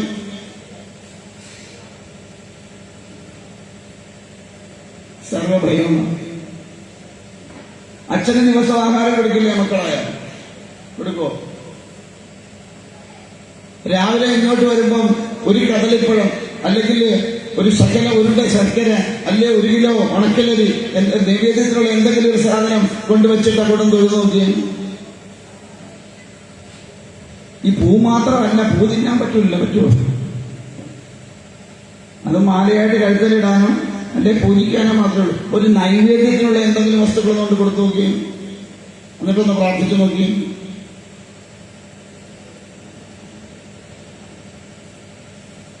ഈ ഓരോരുത്തരെയും ചെന്ന് കാണുന്നതിന് ഒരു രീതിയുണ്ട്. അച്ഛനെ കാണാൻ പോകുമ്പോ അച്ഛന് കൊടുക്കേണ്ടതായ സാധനങ്ങളുണ്ട്, അത് അമ്മയ്ക്ക് പറ്റത്തില്ല. പറ്റുമോ? അച്ഛനെ കാണുമ്പോൾ അച്ഛൻ 2 എണ്ണം അടിക്കുന്ന ആളാണ് അല്ലെങ്കിൽ വലിക്കുന്ന ആളാണെങ്കിൽ അന്നേരം അച്ഛന്റെ മുമ്പിലോട്ട് പഞ്ചസാരയും ആക്കി എണ്ണാൻ പറ്റുമോ? പറ്റില്ല. അച്ഛൻ അന്നേരം ഒരു കുപ്പിയും വൈകിട്ട് സിഗരറ്റുമായിട്ട് അച്ഛന്റെ മുമ്പിൽ ഇരിക്കട്ടെ എന്ന് വെച്ച് കൊടുത്താൽ അച്ഛന് സന്തോഷമായി. ആ സാധനം അമ്മയ്ക്കൊണ്ട് കൊടുത്താലോ? അമ്മ ചെറുക്കൽ തീർത്തരണം ഇല്ലേ? എന്നാൽ അമ്മയുടെ മുമ്പിലോട്ട് ചെല്ലുമ്പോ അമ്മയ്ക്കൊരു സെറ്റും കൊണ്ടും അങ്ങോട്ട് കൊണ്ട് കൊടുത്ത് ഒരു 500 രൂപയുടെ അതിനകത്ത് വെച്ച് കൊടുത്ത അമ്മയുടെ കാര്യം സന്തോഷം. അങ്ങനെ ഓരോരുത്തർക്കും കൊടുക്കേണ്ട ഓരോന്നുണ്ട്. ആ കൊടുക്കേണ്ട പോലെ കൊടുക്കണം. അങ്ങനെ കൊടുത്താൽ ഏത് പ്രീതിപ്പെടാത്തവരും പ്രീതിപ്പെടും. മനസ്സിലാവുന്നുണ്ടോ? ഒരു ഓണം വരുമ്പോ എന്റെ അമ്മയ്ക്ക് അച്ഛനെന്ന സങ്കല്പത്തില് ഒരു സെറ്റും മുണ്ടും ഒരു നല്ല മുണ്ടും ഒരു നേരിയതും 2 കൂടെ മേടിച്ച് 2 പേർ കൂടെ കൊണ്ട് വെച്ചു കൊടുത്തിട്ടൊന്ന് പ്രാർത്ഥിച്ചു നോക്കിയേ. കൊടുത്തിട്ടുണ്ടോ? ഇന്നലെ ഉണ്ടോ? ഇവിടുത്തെ മഹാദേവന് ദേവിക്ക് ഓണത്തിനൊരു മുണ്ട് ആരെങ്കിലും മേടിച്ചു കൊടുത്തിട്ടുണ്ടോ? ഉണ്ടോ? എന്താ പറയുന്നത്? അപ്പൊ അവര് തുണി ഉടുക്കോ? സ്വാമി നീ ഉടുക്കുവോ? ഉടുക്കുമെങ്കിൽ അവർ ഉടുക്കും.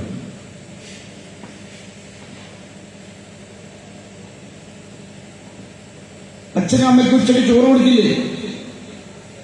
ആ മുണ്ടിന്റെ കൂടെ 1 കിലോ ഉണക്കലരി മേടിച്ച് ഭഗവാനെ താ നിനക്ക് ഇന്നത്തെ നൈവേദ്യത്തിന്റെ വെള്ളച്ചോറിന് ഒറ്റ ഭഗവാൻ 1 കിലോ അരിതാ എനിക്ക് ഇത്രേ പറ്റും, അത്രേ അവിടെ ഇരിക്കട്ടെ, നിനക്ക് ഓണം ഉണ്ടാനൊക്കെ ഉണ്ടായി.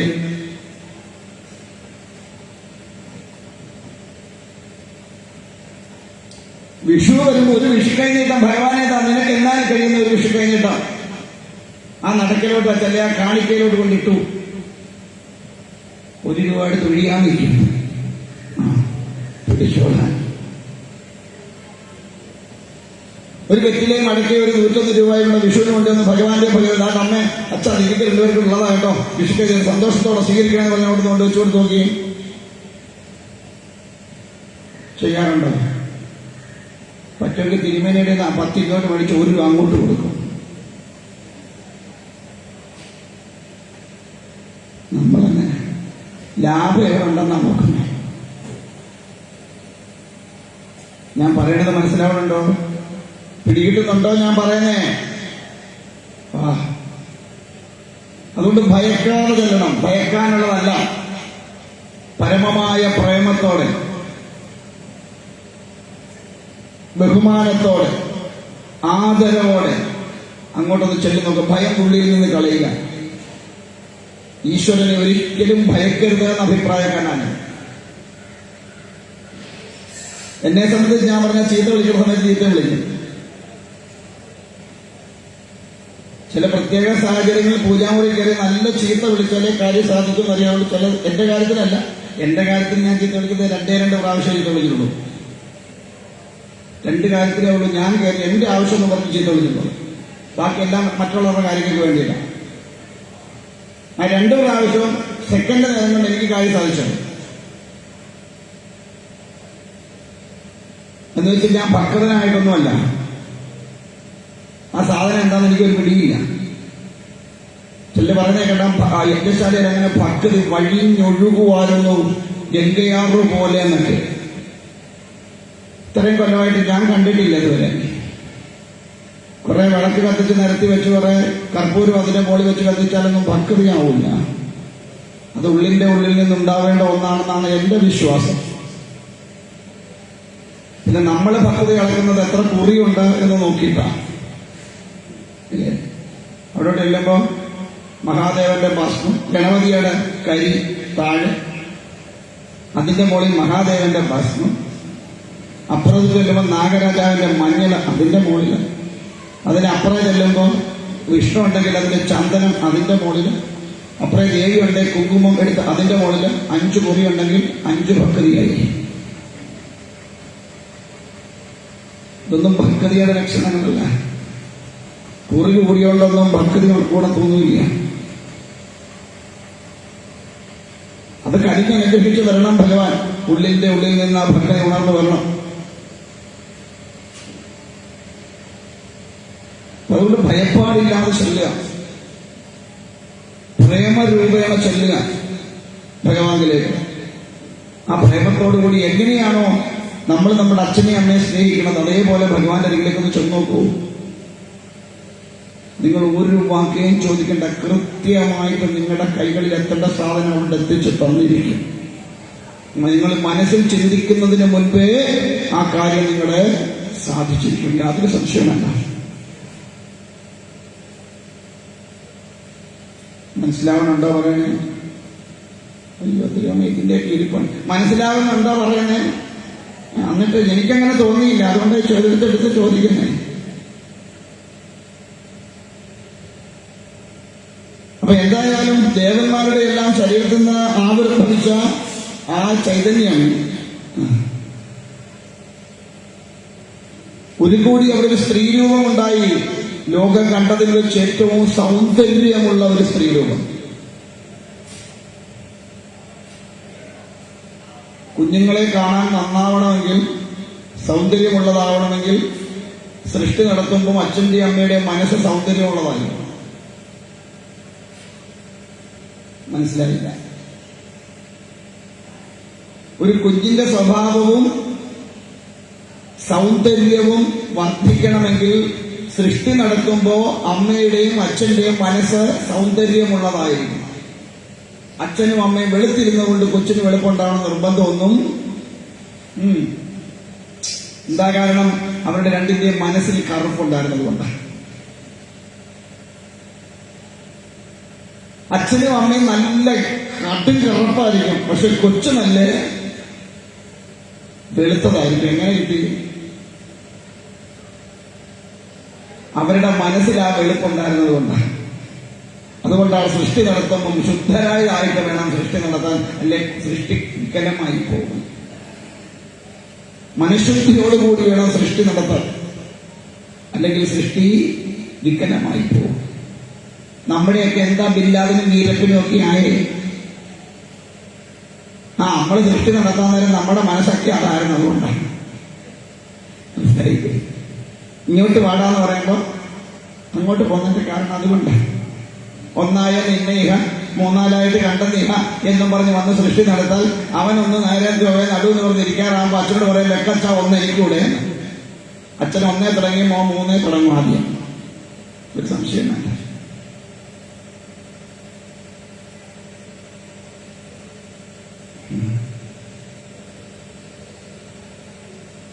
അപ്പോ ഇവിടെ ലോകത്തിലെ വെച്ച് ഏറ്റവും സൗന്ദര്യമുള്ള ഒരു സ്ത്രീരൂപം. ദേവന്മാരെല്ലാം അത്ഭുതപ്പെട്ടു പോയി. ഇത്രയും സൗന്ദര്യമുള്ള ഒരു സ്ത്രീരൂപത്തെ കണ്ട് എല്ലാവരെയും നോക്കി ഭഗവതി ഒന്ന് പുഞ്ചിരിച്ചു ചോദിച്ചു, എന്താണ് ഞാൻ നിങ്ങൾക്ക് വേണ്ടി ചെയ്യേണ്ടത്? പറഞ്ഞു, ഹേ ഭഗവതി, ഇതാ മഹിഷാസുരനെ അങ്ങിനെ കൊണ്ട് ഞങ്ങൾക്ക് യാതൊരു നിവൃത്തിയുമില്ല, അതുകൊണ്ട് നീ അവനെ നിഗ്രഹിച്ച് ഞങ്ങളെ അനുഗ്രഹിക്കണം. എല്ലാ ദേവന്മാരും അവരവരുടേതായ ആയുധങ്ങള് ദേവി പകർന്നു നൽകി. അമ്മയുടെ ആ സുന്ദരമായ രൂപം കണ്ട് ദേവന്മാരെല്ലാം നമിച്ചു, അമ്മയെ ഭംഗിയായി സ്തുതിച്ചു. ശ്രീമത്രിപുര സുന്ദരിയായിരിക്കുന്ന ഭഗവതി അവിടെ നിന്ന് നേരെ മനുഷ്യന്റെ കൊട്ടാരത്തിന്റെ ഒരു അരികിലേക്ക് പോയി. അവിടെ ചെന്നൊരൊറ്റ അട്ടഹാസം മുഴക്കിയതാണ്. ആ അട്ടഹാസം കേട്ട് നകുഷനും പരിവാരങ്ങളെല്ലാം കിട്ടക്കിട്ട മറച്ചു. നകുഷൻ പോലും ഞെട്ടിപ്പോയി ആ അട്ടഹാസം കേട്ട ഉടനെ ഭടനയോട് ചോദിച്ചു, ആരാണ് ഇത്രയും ശക്തമായ രീതിയിൽ അട്ടഹസിച്ച സ്ത്രീ ശബ്ദം ആരുടേതാണെന്ന് പോയി നോക്കിയിട്ട് വരാൻ. സാധാരണ സ്ത്രീകൾ ചിരിച്ചാൽ എവിടെ വരെ കേൾക്കാവുന്ന സ്ത്രീയുടെ ശബ്ദം എവിടെ നിൽക്കണമെന്ന്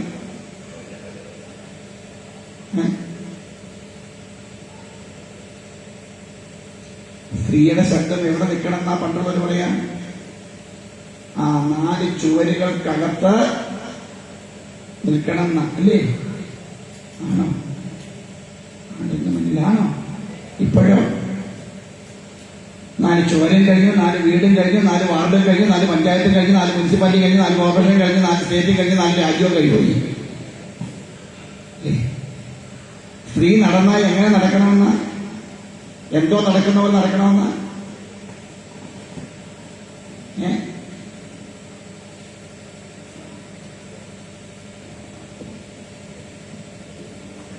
സ്ത്രീ എന്തിനെ പോലെ നടക്കണമെന്ന? അന്നത്തെ പോലെ അന്ന നടയായിരിക്കണം. ഇപ്പൊ നടക്കുന്നോ ഇല്ല? JCBയുടെ മുള്ളു വളർത്തി ഒരു ചെരുപ്പ് വീട്ടില്ല, അല്ലേ? ഇന്നും തരികണം, ഒറ്റ പോക്ക, അല്ലേ?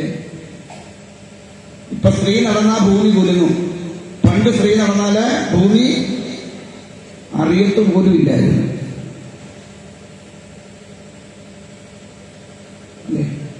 ഓരോന്നിനും ഉണ്ട് ഓരോ സൗന്ദര്യം, അല്ലേ? ആണല്ലേ? ഒരു സ്ത്രീയുടെ സ്വഭാവം അറിയണമെങ്കിൽ 4 കാര്യങ്ങൾ നോക്കിയാൽ മതി. ഒന്ന്, അവിടെ നടപ്പ്. അവൾ നടക്കുന്നത് കണ്ടാൽ അറിയാം അവരുടെ സ്വഭാവം. ഇനി അതിൽ നിന്ന് മനസ്സിലാക്കിയില്ലെങ്കിൽ അവിടെ കണ്ണിൽ നോക്കിയാൽ മതി, അവിടെ സ്വഭാവം അറിയാം. ഞാനതിനെ വളരെ സൂക്ഷിച്ചു നോക്കും, കണ്ണിനകത്ത് പറയും. ഇനി അതിനും മനസ്സിലായില്ലെങ്കിൽ അവളിൽ നിന്ന് വീഴുന്ന വാക്കുകൾ ശ്രദ്ധിച്ചാൽ മനസ്സിലാകും അവളുടെ സ്വഭാവം. എന്നിട്ടും മനസ്സിലായില്ലെന്ന് വെച്ചോ, 3ലും മനസ്സിലായില്ലെങ്കിൽ അവിടെ അടുക്കളയിൽ ചെന്ന് നോക്കിയാൽ മതി. യഥാർത്ഥ സ്വഭാവം എവിടെ അറിയാം? എവിടെ അറിയാം? അടുക്കളയിൽ അറിയാം. അതിന് ആ പെണ്ണ് കാണാൻ പോകുമ്പോ ഈ ചെറുക്കന്റെ കൂടെ 2-3 പെണ്ണുങ്ങളും കാണാം. അവർ ആദ്യം പോകുന്നത് എങ്ങോട്ടാണ്? അടുക്കളക്കാട്ടാ. എന്തിനാ?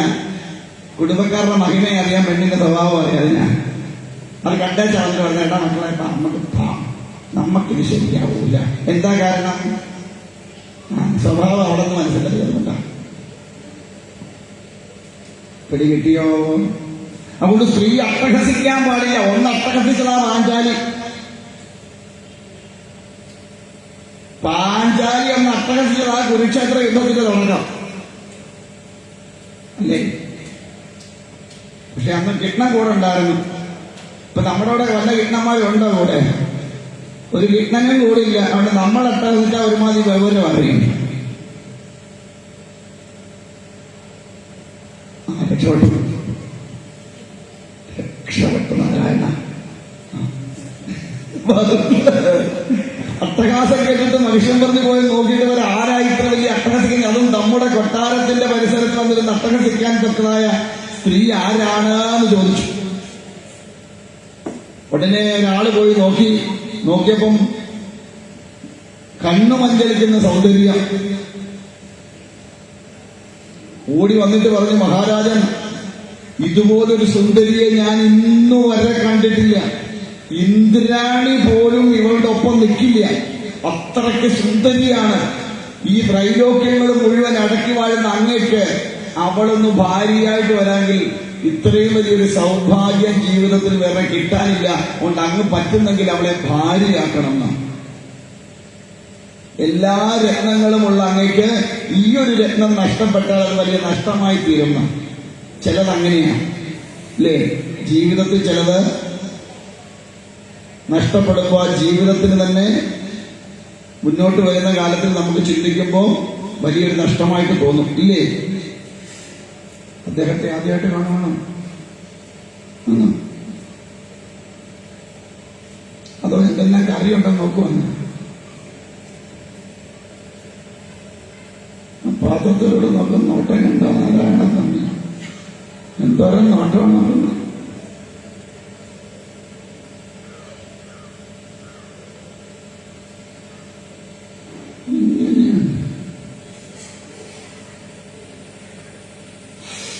ഇങ്ങനെ പിടിച്ചാൽ മതി. എന്തൊക്കെ കാര്യമുണ്ടെന്ന് അപ്പം മനസ്സിലാക്കണം, ഇല്ലേ? മണത്തറിയാൻ പഠിക്കണം കറിയുടെ ഗുണം. പോട്ടെ, എളുപ്പം പറഞ്ഞു വെക്കാൻ പേടിക്കണം. ഇപ്പൊ വിടാം. എന്തായാലും അങ്ങനെ എന്തായി? മനുഷ്യനോട് പറഞ്ഞു, ഈ ലോകത്തുള്ള സർവ്വരത്നങ്ങളും അങ്ങയുടെ കയ്യിലുണ്ട്, പക്ഷെ ഈ ഒരു രത്നം നഷ്ടപ്പെട്ടാൽ വലിയ നഷ്ടമാവുന്ന. ഞാൻ പറഞ്ഞു വന്നത് നമ്മുടെ ജീവിതത്തിലും അതുപോലെ ചിലത് കൈയിട്ട് പോകുമ്പോഴാണ്. അല്ലേ?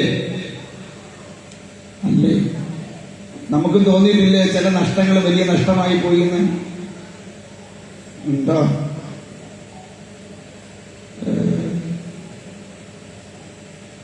തോന്നിയിട്ടില്ലേ? ഇല്ലേ? ചിലര് പറയാറില്ലേ, ഓ ഇത്ര നല്ല ആലോചന വന്നതായിരുന്നില്ല.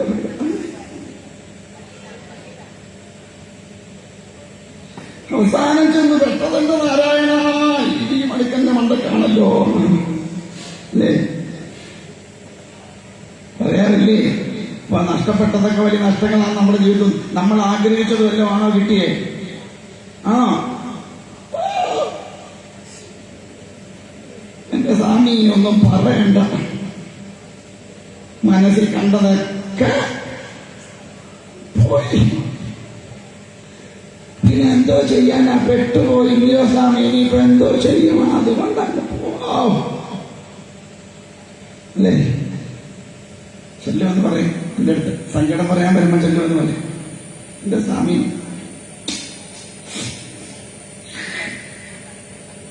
എന്തോ പറയാനാ? ഞാൻ പറയാൻ കിട്ടിയത് അങ്ങ് തൃപ്പതിപ്പെടുക. ഇനിയിപ്പോ എന്തായാലും ഇത്രയായില്ലയോ, ഇനിയിപ്പോ എന്തോ ചെയ്യാൻ പറ്റും? ഒരച്ച് നേരെയാക്കാൻ പറ്റുമെന്ന് പറഞ്ഞാൽ ഒരഞ്ഞു കിട്ടുന്ന സാധനമല്ലേ ഇത്. അതുകൊണ്ട് പിന്നെ ഒന്നും ചെയ്യാൻ പറ്റത്തില്ല, കിട്ടിയതിലങ്ങ് പോവോ. ഏത് വണ്ടിയാണോ ഓടിക്കാൻ കിട്ടിയ ആ വണ്ടി അങ്ങ് ഓടിക്കുക. ചിലപ്പോൾ ഗിയർ ബോക്സിന് കംപ്ലൈന്റ് കാണും, ചിലപ്പോൾ ടയറിനകത്ത് കാറ്റ് കാണത്തില്ല, ചിലപ്പോൾ ചവിട്ടിയ ബ്രേക്ക് കിട്ടിയെന്ന് വരത്തില്ല. എന്നാലും എങ്ങനെയെങ്കിലുമൊക്കെ അഡ്ജസ്റ്റ് ചെയ്ത് ഏതെങ്കിലുമൊക്കെ മരത്തെ മുട്ടിച്ചാണേലും കൊണ്ടങ്ങ് നിർത്തുവാണ്.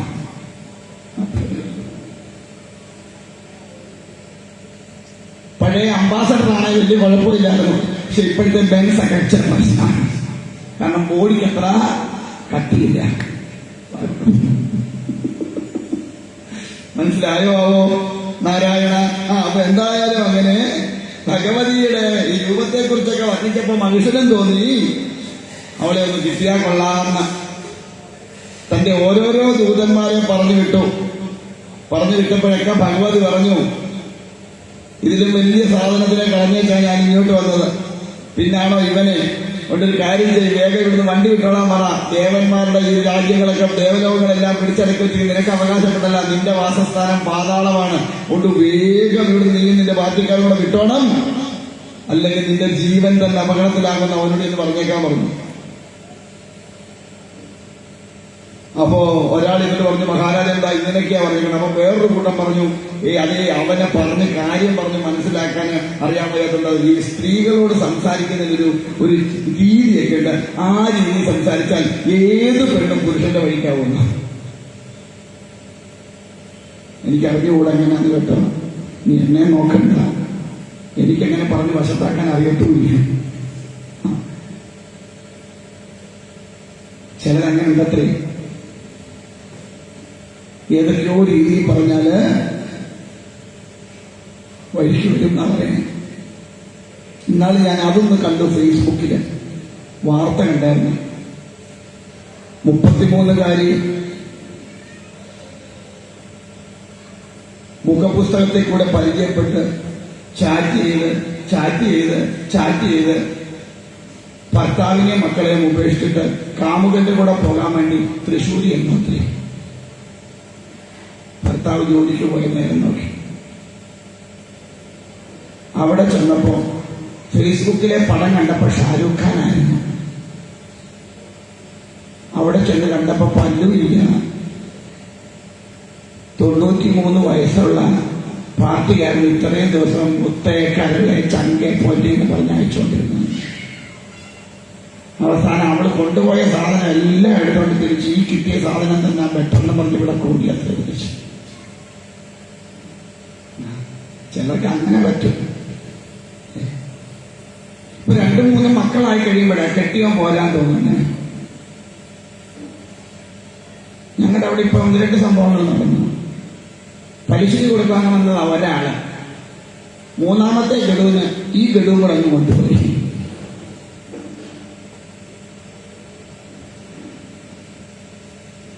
എന്താണോ നടക്കുന്നത് ദൈവത്തിന് അറിയാം. ആ പോട്ടെ, നമ്മുടെ വിഷയം കൂടെ പറഞ്ഞിരുന്നു. എന്തായാലും അതുകൊണ്ട് പറഞ്ഞു, അവളോട് സംസാരിക്കേണ്ട രീതി എന്ത് ചെയ്യുള്ളൂ, ആ രീതിയിൽ സംസാരിച്ചാൽ ഏത് വഴങ്ങാത്ത പെണ്ണും വഴങ്ങും. അതുകൊണ്ട് ഇവൻ അറിയത്തില്ല തീരുമാനം ഞാൻ പോയി സംസാരിച്ചിട്ട് വരാനാണ്. അങ്ങനെ ഓരോരുത്തരും സംസാരിച്ച് അവസാനം പറഞ്ഞ ആ പോത്തിന്റെ മോനോട് പറ, ഇവനെയൊന്നും കെട്ടാനല്ല ഞാൻ വന്നത്, അവനെ ഇല്ലാതാക്കാനാണ്. അവിടെ വന്ന് മര്യാദയ്ക്ക് യുദ്ധം ചെയ്യാൻ പറ, അല്ലെങ്കിൽ ഇവിടെ വിട്ടുപൊക്കോളാൻ പറയാൻ പറഞ്ഞു. അവസാനം മഹിഷൻ തന്നെ ചെന്നുവെന്നാണ്. മഹിഷൻ ചെന്ന് കണ്ടപ്പോ മഹിഷൻ തരിത്തിൽ ഇരിക്കപ്പെടുന്നില്ല, അത്രയ്ക്ക് സൗന്ദര്യം ഇന്നു വരെ കണ്ടിട്ടില്ല. ഈ അസുരകുലത്തിലുമില്ല, രാക്ഷസകുലത്തിലുമില്ല, ദേവകുലത്തിലുമില്ല, മനുഷ്യകുലത്തിലും ഇല്ലാത്ത ഒരു സുന്ദരിയായ ഒരു സ്ത്രീ കണ്ട ആകപ്പാടെ പിടിവെട്ടി അങ്ങനെ നിന്നു. ചില കഴിഞ്ഞപ്പോ പറഞ്ഞു, സുന്ദരി, ഞാൻ ത്രൈലോക്യത്തിലും നായകനായിരിക്കുന്ന മനുഷ്യനാണ്. നീ എന്നെ കല്യാണം കഴിച്ചാലല്ലേ ഞാൻ നിന്നെ കെട്ടിക്കൊണ്ടുപോയ നിനക്ക് അവിടുത്തെ പട്ടമഹിഷിയായിട്ട് ത്രൈലോക്യങ്ങളിലെ എല്ലാ സുഖഭോഗങ്ങളും അനുഭവിച്ച് നിനക്ക് എന്റെ കൂടെ ജീവിക്കാം. അതുകൊണ്ട് നീ എന്റെ കൂടെ പോലെ കല്യാണം കഴിക്കാൻ തയ്യാറായിക്കോളാം. പറഞ്ഞടാ, എരുമയ്ക്കുണ്ടായവന് ഭഗവതി വിളിച്ചത് അങ്ങനെയല്ല. എടാ, എരുമയ്ക്കുണ്ടായവന് പോത്തിന്റെ സ്വഭാവം കൊണ്ട് എന്റെ അടുത്തോട്ട് വരരുത്. നിന്നേക്കാൾ വലിയ ഒരുവനെ വിട്ടേച്ചാണ് ഞാൻ ഇങ്ങോട്ട് വന്നത്. അവന്റെ നിർദ്ദേശപ്രകാരം ഞാൻ ഇങ്ങോട്ട് വന്നതാണ് നിന്നെ തട്ടിക്കളയാൻ. അതുകൊണ്ട് നീ ഒന്നീ യുദ്ധം ചെയ്യുക എന്നോട്, അല്ലെങ്കിൽ ഇവിടെ എല്ലാം വിട്ട് പാതാളത്തിലേക്ക് നീ നിന്റെ ആൾക്കാരെ കൂടെ പൊക്കുകൊള്ളുക, അല്ലാതെ കെട്ടാനൊന്നും എന്നെ അങ്ങോട്ട് വിളിക്കണ്ടാന്ന്. അവസാനം മനുഷ്യന് മനസ്സിലായി ഇവളോട് പറഞ്ഞിട്ട് വലിയ കാര്യമൊന്നും ഇല്ല, ഇവളൊരു തരത്തിലും അടുക്കുന്ന സാധനമല്ല എന്ന് മനസ്സിലായി. അവസാനം എന്തായി, രണ്ടുപേരും കൂടെ അതിഗംഭീരമായ യുദ്ധം ഉണ്ടായി, ശക്തമായ യുദ്ധം ഉണ്ടായി. ദേവന്മാരെല്ലാം വാനിങ്കൽ വന്നു നിന്ന് ആ യുദ്ധത്തെ കണ്ടുകൊണ്ട് നിന്നു. അസുരപ്പടകളൊക്കെ ഇല്ലാതെയായി തുടങ്ങി. അവസാനം അസുരൻ എടുക്കാവുന്ന മായാപ്രയോഗങ്ങളിലും മുഴുവൻ ഭഗവതിയുടെ മുമ്പിൽ എടുത്തു.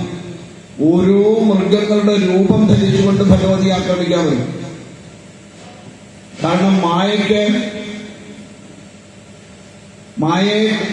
മായയെ കൊണ്ട് രൂപങ്ങൾ എടുക്കാൻ വളരെ മിടുക്കരാണ് ഈ അസുരന്മാർ.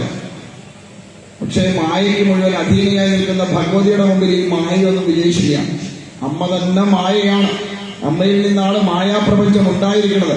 അങ്ങനെയുള്ള ഭഗവതിയുടെ മുമ്പിൽ മഹിഷാസുരന്റെ മായയൊന്നും വിജയിച്ചില്ല. അവസാനം ഭഗവതി ആ മഹിഷാസുരനെ വളരെ ഭംഗിയായ രീതിയിൽ നിഗ്രഹിച്ചു. ദേവന്മാർക്കെല്ലാം വേണ്ടതായ ആമോദത്തെ നൽകി ഭഗവതി അവിടെ മഹിഷാസുര മർദ്ദിനി എന്ന ഭാവത്തിൽ കുടികൊണ്ടു എന്നാണ് കഥ. ഇനി ആരാണ് ഈ മഹിഷൻ? നമ്മളെ കത്തുന്നത് നമ്മുടെ മനസ്സിന്റെ ഭാവമാണ് മഹിഷൻ എന്ന് പറയുന്നത്. അതായത് മൃഗരൂപമായിരിക്കുന്ന അവസ്ഥ, അല്ലെങ്കിൽ മൃഗ സ്വഭാവമുള്ള അവസ്ഥ. നമ്മുടെ എല്ലാം ഉള്ളിൽ ഏത് ഭാവമുണ്ട്? മൃഗഭാവമുണ്ട്. ആ മൃഗഭാവം എന്താ പുറത്തു വരാത്തതെന്ന് ചോദിച്ചാൽ പലതും പേടിച്ചിട്ടാണ്. ഉദാഹരണം പറഞ്ഞാൽ, നമ്മളൊക്കെ ഒരുമാതിരി മാന്യമായിട്ട് ജീവിക്കണം എന്ന് ആഗ്രഹിക്കുന്നത് എന്തുകൊണ്ടാണ്? സമൂഹത്തെ പേടിച്ചിട്ടാ, അല്ലേ? ആണോ അല്ലേ? അവരെന്ത് പറയും കണ്ടാലല്ലേ, അവരെങ്ങനെ വിചാരിക്കും എന്ന് വിചാരിച്ചിട്ടാണ് നമ്മൾ നമ്മുടെ എല്ലാം തങ്കപ്പെട്ട സ്വഭാവം ഒതുക്കി വെച്ച് മുഖം മൂടിയിട്ട് നടക്കണേ. ആണോ അല്ലയോ? നമ്മുടെ എല്ലാം സ്വഭാവം ഇല്ലല്ലോ. ആണോ? നമ്മുടെ ഒന്നും യഥാർത്ഥ സ്വഭാവം ഇതൊന്നും അല്ല. നമ്മൾ അതിലേക്ക് ഒരു സൈഡിൽ ഒതുക്കി വെച്ചിരിക്കുക. എന്താ കാരണം? സമൂഹത്തിൽ ജീവിക്കുമ്പോൾ കുറച്ച് മാന്യമായിട്ട് ജീവിക്കണം, മറ്റുള്ളവരെ കൊണ്ടൊന്നും പറയിപ്പിക്കരുത് എന്ന് വിചാരിച്ചിട്ട്, അല്ലെ എന്റെ സ്റ്റാറ്റസിന് കോട്ടം തട്ടിയാലോ എന്ന് ആലോചിച്ചിട്ട് നമ്മൾ നമ്മുടെ മൃഗഭാവത്തെ മുഴുവൻ അടക്കി വെച്ചിരിക്കുക. എപ്പോഴാണ് ഇത് പുറത്തു ചാടുക? അവസരം തുടർന്ന് കിട്ടുമ്പോഴാണ് യഥാർത്ഥ സ്വഭാവം പുറത്തു ചാടുക. അങ്ങനെ ഒരു മൃഗഭാവം ഉള്ളിൽ ഉള്ളത് കൊണ്ടാണ് ഒരു പുരുഷനും സ്ത്രീയും കൂടെ ഒറ്റയ്ക്ക് ഒരു സ്ഥലത്ത് അധികം നേരം നിൽക്കാനോ ഇരിക്കാനോ പാടില്ല എന്ന് പറയുന്നത്. എന്താ കാരണം? രണ്ടുപേരുടെയും ഉള്ളിലുണ്ട് എന്തിന്റെ സ്വഭാവം? മൃഗത്തിന്റെ സ്വഭാവം. ഈ മനുഷ്യഭാവം മാറിയിട്ട് എപ്പോഴാ മൃഗഭാവം വരുന്നത് വെച്ചാൽ ആ സമയത്ത് ചെയ്യാൻ പാടില്ലാത്തതായ പ്രവൃത്തികളൊക്കെ ചെയ്യും. ഞാൻ പറയും, ഞങ്ങളുടെയൊക്കെ തനി സ്വഭാവം അറിയണം. ഇതെല്ലാം കഴിഞ്ഞ് കാശുമെല്ലാം മേടിച്ചോണ്ട് വീട്ടിലോട്ട് പോകുന്ന പോയി ആരും അറിയാതെ ഞങ്ങളുടെ പുറകിൽ വരണം. അപ്പൊ അറിയാം ഞങ്ങളുടെ സ്വഭാവം എന്താണ്. ഈ കാണുന്നതൊന്നും ആയിരിക്കത്തില്ല. മനസ്സിലാവുന്നുണ്ടോ പറയണേ? അപ്പൊ എപ്പോഴും ഉള്ളിലിരിക്കുന്ന ആ മൃഗഭാവം, ആ മൃഗഭാവത്തിനുള്ള ഒരു കുഴപ്പം എന്താണെന്ന് വെച്ചാൽ എന്ത് കണ്ടാലും തന്റേതാക്കണം എന്നൊരു മോഹം ഉണ്ടാവും. പ്രത്യേകിച്ച് കാണാൻ കൊള്ളാവുന്ന എന്തും അത് തനിക്ക് നേടണം, തന്റേതാക്കി വെക്കണം, തനിക്ക് അനുഭവിക്കണം എന്നൊരു മോഹമുള്ളിലുണ്ടാവും. അങ്ങനെ ഏതൊന്നിനെയും തന്റേതാക്കണമെന്ന് ആഗ്രഹിക്കുകയും അതിനുവേണ്ടി പരിശ്രമിക്കുകയും ചെയ്തുകൊണ്ടിരിക്കുന്നുവെങ്കിൽ അവന്റെ പേരാണ് എന്ത്? മഹിഷൻ. പോത്തിന്റെ സ്വഭാവമുള്ളത്. മൃഗ സ്വഭാവം ആർക്കുണ്ടോ അവനെ എന്ത് വിളിക്കാം? അല്ലെ അവളെ എന്ത് വിളിക്കാം? മഹിഷീനും മഹിഷെന്നും വിളിക്കാം. അതില്ലാതാകണമെങ്കിൽ എന്ത് വേണം? സർവത്തിനെ സംഹരിക്കാൻ കഴിയുന്ന വിധത്തിലുള്ള ശക്തി സ്വരൂപം നമ്മുടെ ഉള്ളിൽ വളരണം. അതെങ്ങനെ വളരും? നിരന്തരമായ പ്രാർത്ഥനയിലൂടെ, അല്ലെങ്കിൽ നിരന്തരമായിരിക്കുന്ന ധ്യാനത്തിലൂടെ. നമുക്കിപ്പോ പ്രാർത്ഥനയില്ല, ധ്യാനവും ഇല്ല, ജപവും ഇല്ലാത്തതുകൊണ്ട് നമ്മുടെ ഉള്ളിൽ ഏറ്റവും കൂടുതൽ നിൽക്കുന്നത് ആരാ നിൽക്കണേ? ഈ മഹിഷനല്ലേ, മഹിഷിയാണ് നിൽക്കുക. അതുകൊണ്ട് ആ ഭാവത്തെ എപ്പോഴും ഇല്ലാതെയാക്കണം. എങ്കിൽ മാത്രമേ എന്തുണ്ടാവുള്ളൂ? പരമമായിരിക്കുന്ന ആ പരബ്രഹ്മ സ്വരൂപത്തെ, അല്ലെ ശക്തി സ്വരൂപത്തെ തിരിച്ചറിയാൻ സാധ്യമാവുള്ളൂ.